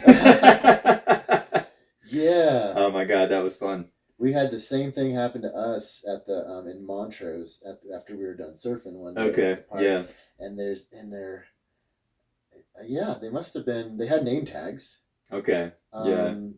Whatever, Mormons or Jehovah's Witness or whatever. Yeah. And we go, these girls are hot, right? So, yeah, exactly. I'm like, you want to call me? All right, yeah, sure. So we had to sit down in the grass to talk to them. Yeah. And it was beautiful. They were very young, too young for us. Yeah. And they were open to, I was, talking about my neuroplasticity and oh right, hell yeah. And they were just so open to it. Like they didn't, they said their things that probably were on their script that they had to say. Yeah, definitely. But it was more like, it was cool because I got to see them enjoy, like they're doing their job. Or whatever. Yeah. They're evangelizing to the world. Yeah. And then they're having this experience that is like new to them, mm-hmm. and they're expanding their mind, and and it's not about like converting anybody. It's just it's like exactly what we're doing right here. Yeah, ideas. Yeah, exactly. Just like how like, hey, have you heard this? Ren. Yeah, I'm gonna look into that. Yeah, it's a great concept. It reminds me of a time when I was on the beach in San Diego, and I was like playing guitar on the beach, and this homeless guy. I was also on mushrooms. And like this homeless guy was like right here with me, and he's like, "Dude, you need to play like Neil Young." It wasn't Old Man, and I was like, "I don't know that song, but I'm gonna write a song right now for you." And like I felt like the third eye, the whole thing, and I was like, "This is transcendental to me right now." Beams down into your crown chakra and comes out your third eye. Light shines everywhere, brilliant light. You have that feeling though, like in center. I don't talk about this a lot, but like, man, like I get that feeling sometime when I feel like I'm on the right path. Yeah, For me, it's sometimes it's like here. Yeah, more between the eyebrows, and then a lot of times it's here. Yeah, at the very top of the head. It's tingly. Yeah. Yeah, dude. It's usually just like right here for me, but I've gone through like some of the chakra meditation stuff where. To the point where I started. You ever drink the banana onion juice too? Like where you're like, Okay, so I thought it was banana onion juice. Yeah, exactly, right? I've done. So I'll mix garlic with honey. Oh shit! That sounds really good, actually. Off a cold, or something like that. Yeah. But this, I think it's for now, and I don't know what it like. All right, so I was watching this thing that basically they included this whole section in like the chakra meditation, where it was like it's the Avatar kids cartoon, right? Where they explain that like this guru, is explaining the chakras through a kid's cartoon. And he's like, now it's time to drink the banana onion juice. He's like, ew, why would I do that? He's like, oh, I don't know. And then like he drank it. He's like, oh, that's really good. And then like, I was like, I don't know why this is in here, but I'm going to do it, Okay. And there wasn't really any explanation in the thing. Uh-huh. But what I found was interesting because, so cool. Yeah. I'm digging this. So, all right. So I'm going through the chakras and I'm trying to like figure out what's wrong with me, right. Like you do. And then like, I get to the point where I'm just like exhausted on the one and I'm just like, okay, I'm going to drink some of this then. And then I do, and it completely like, blanks my mind from what I just did because I'm like, oh, what the hell is this? Because it's like, because it's what the hell is this? Yes. Yeah. Yes. It's a pivot. Yeah, exactly. And I was like, wow, this is okay. And then I was like, on to the next one. You didn't chug it. You just... No, I just I sipped it in between. And then what at that point. Use a blender? Yeah, basically. That's all I did. I just put a banana onion smoothie. A little water to kind of like, smooth it out a little bit, Yeah, that's exactly what I did. That's great. It was wild. Yeah, I did it a couple times. I forgot about that. Okay, so it broke your momentum. Yeah, of like my thought process. Yeah. Because my mind was like, whoa, what, right. Why, and what, yeah. Because it does. And, and it also kind of tastes like pickles after a while too, which is very odd too. Because that was what the character said in the thing too. He's like, and oddly pickles? And I was like, what? And then, like, I didn't get that reference for about half an hour later, and I'm like, right. Pickles. Wow. Dude, that is so cool. And then, did you finish the meditation? What was it like? Yeah. Well, that was wild too. It was like one of those ones where you get to the end, the crown chakra, and like you feel like you're in outer space, and you became the cosmic universe all of a sudden for like not long of time. Yeah. It was very like, it felt like it was seconds that it happened, but I was like, whoa, okay, and then as soon as you realize that you're a person again, you're like, okay, I'm back, but damn, that was like, I've gotten that far a couple times. I haven't done it a whole lot, but like. I was doing this thing where it was a breathwork thing. Okay. And it was like 3 breaths where it's like, I think 2 in, belly, chest, and then out. Yeah. There's this rhythm and there's music and incense. Cool. And totally like blasted you out. Yeah. Like that out of your body. Yeah. That's wild. But it's interesting because then you go, like the next time you do it, you're like, oh, I want to go do that again. Yeah. And then it doesn't happen because of your expectation. Yeah, for sure. And that's it always reminded me of like tripping in a lot of ways too. Yeah. Which is why like when I trip, I don't trip for a long time afterwards because I'm still like processing it. And I do the same thing with the chakra thing because like I do it when I need to mostly because if I'm going through something, I did it over the summer because I was like you repeated it, you do it again. Yeah. Well, and the time goes by. And, like, there's, like, a certain thing that kind of, like, reminds me of, I'm like, you know what, I should do that right now to kind of, like, inventory, I need to see where I'm at, you know?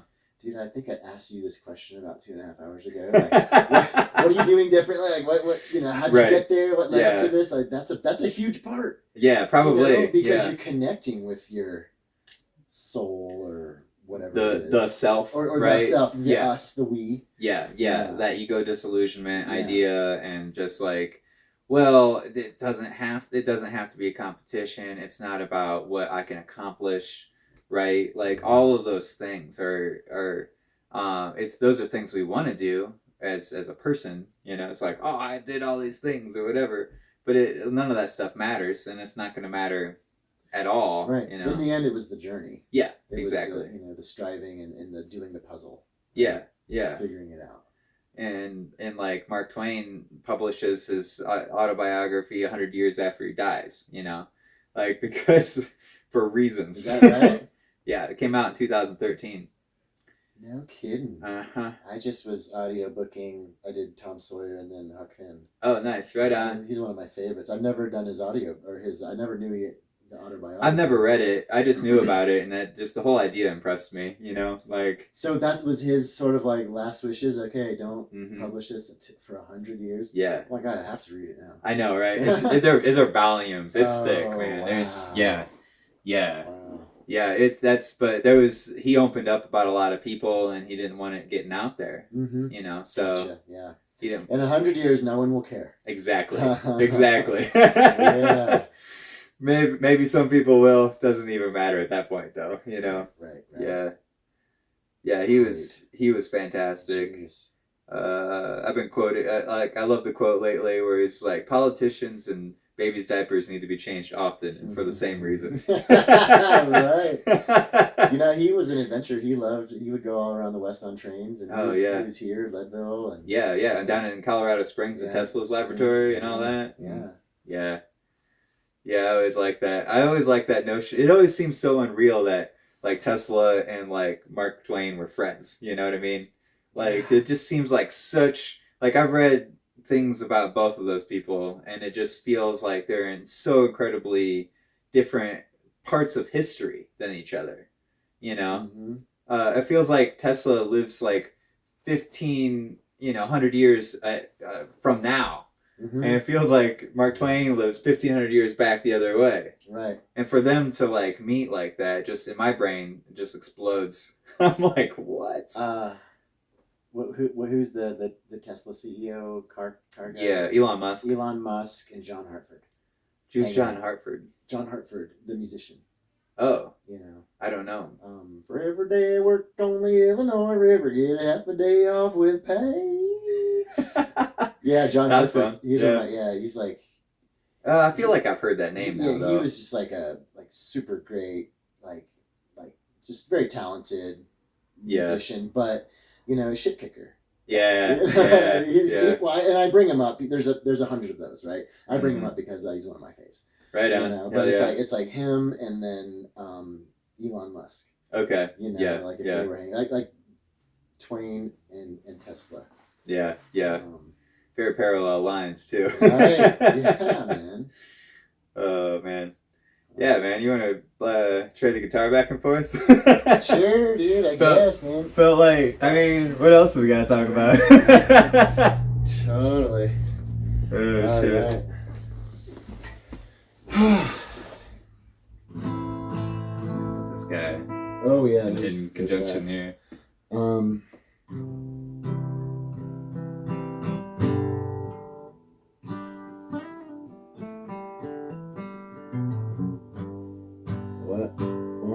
Played. Yeah. I don't have as many as you do, so I have to think about it hard.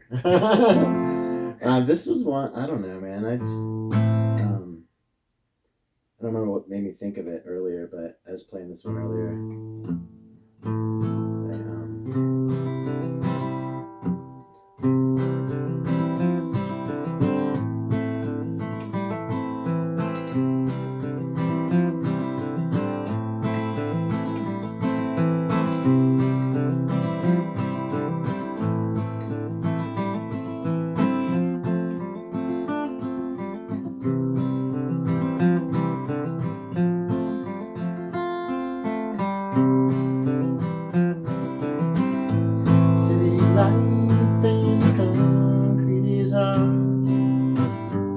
And speckled and dirty like a dog.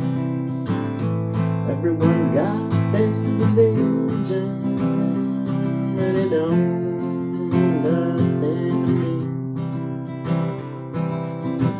And don't look at me and see that I don't go where I go.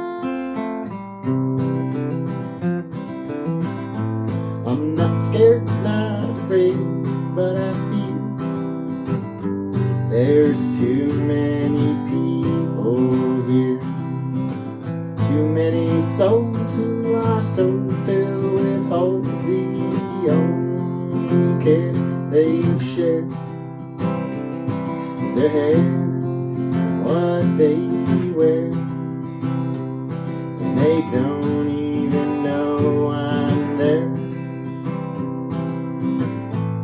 And sometimes I still cry, wonder why I never seem to make it out of my mind. This is where I've always been, it seems, and where it seems I'll always be. A plastic bag stuck up in a tree. Oh jeez, here come the police for me.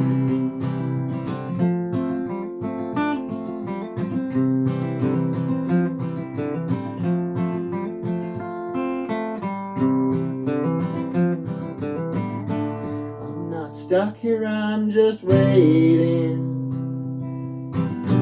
for a sign it's time to leave. For a while it's been real, but now it's fading, and I see I'll soon be free.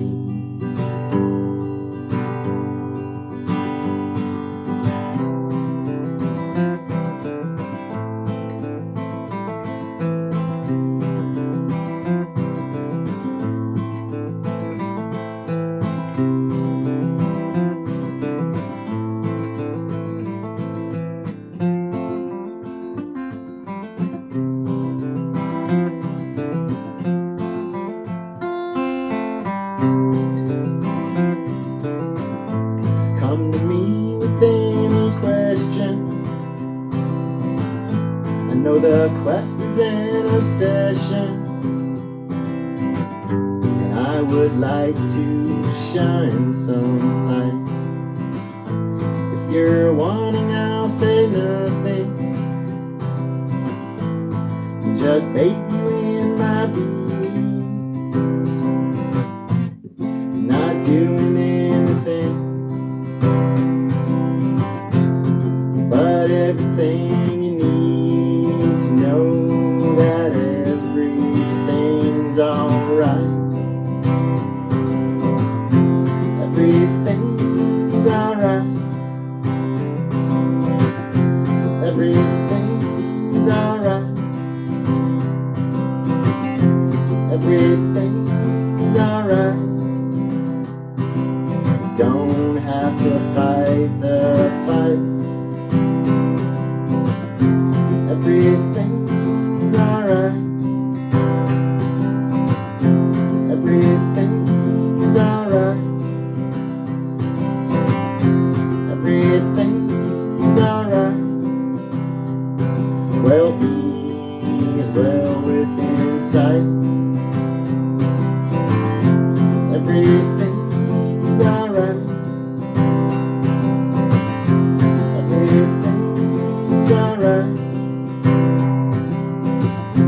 Everything's alright. Tonight we're gonna get it right. It's a good way to end it as any, I guess. Yeah. That was cool, man. I liked a lot of parts of that. Thank you. Yeah. I just turned it off. That's not good. We talked about yeah. Again. Can you start it again? Yep. Hey, it's working. Oh, the batteries are getting a little low.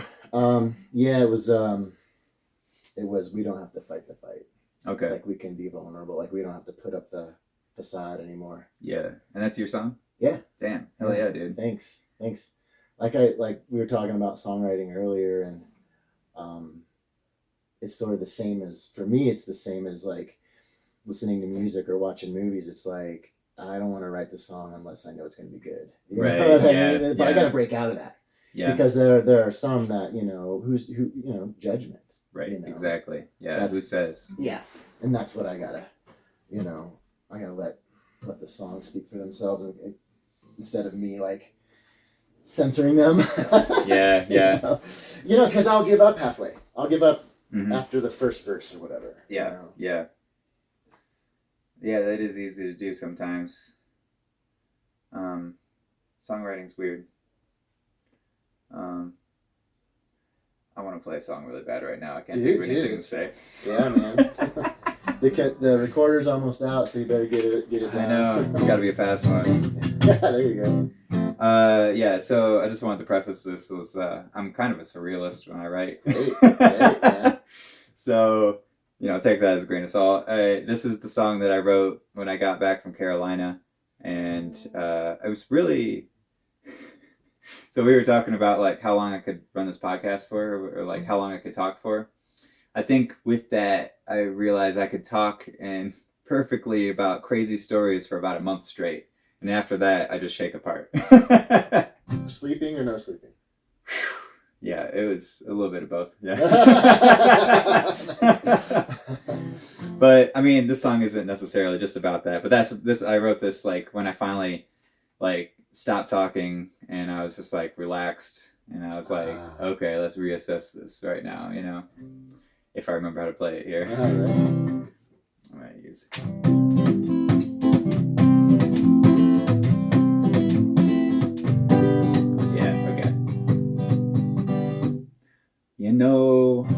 It's really all I think about. It might sound bad, but I get addicted really, really fast. Just talking on the phone, endorphin every night. That withdrawal has a terrible bite. So I draw a boundary, I draw the way too thick. Now every time I get close, I start to trip. Yeah. Right.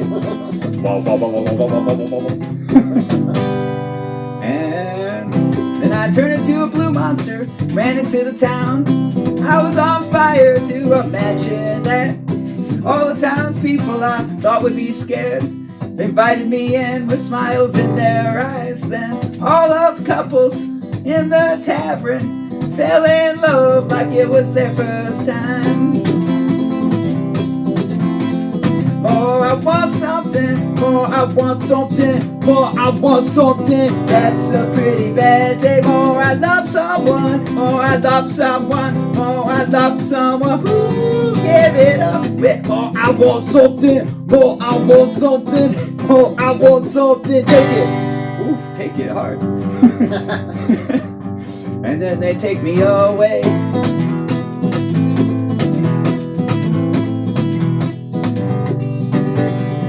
Now I'm in the business of iron rust tears. I sell them to soldiers thirsty for beers. And then I change the subject and pull the feather from a goose. Keep a journal, babe, I keep it loose. And then I was selling rope ladders for your escape. Little blood on the fence and a little duct tape. And a little duct tape. Yeah, right. More I love someone, more I love someone, more I love someone who never gave it up.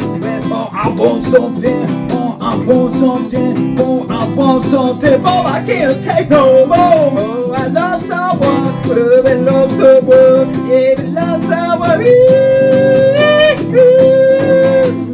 Love someone today. Ooh, there, give it away. Something right there. Yeah. Dude, that's hot. That's awesome, man. Thanks. Yeah, great. But yeah, man.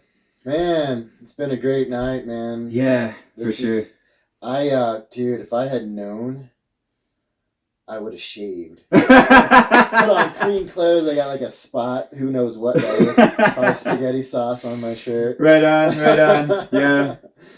Shit. But yeah, man, that was a thank you for everything, for this, and then just coming into contact, friendship, inspiration. Yeah, that song was inspiring, dude. Thanks, and man. Everything we talked about was inspiring. Oh, definitely, yeah. It all like fit together like some kind of cube or something. Right. Puzzle, putting the puzzle together. Yeah, I looking forward to following you. See where this goes. Yeah. Man, zip your lip because we'll get into another 2 hours. You know? I know. I looked at the recorder like last time. It said like an hour when you started, and that was since the last break. Right. You know. Right. Oh God. Jeez. Awesome. My record so far is 3 hours and 40 minutes of one podcast at one time or whatever. One segment. Yeah. Yeah. Wow. I bet we surpassed it though. Anyway, well, yeah. I'm serious. How do you? Are you ended? Did it end or did you? I don't have an official ending the way that I ended or anything like that. But like sometimes batteries die and sometimes but. Well, I'm looking forward to seeing where it goes. Hell yeah, man! I appreciate that. That was just a lot of fun doing it. Yeah, for sure, man. Cool, man. Well, hell yeah. I'm gonna hang her up. Yeah. See you later. Good night, everybody. Good night, Mrs. Calabash, wherever you are. All right. Yeah.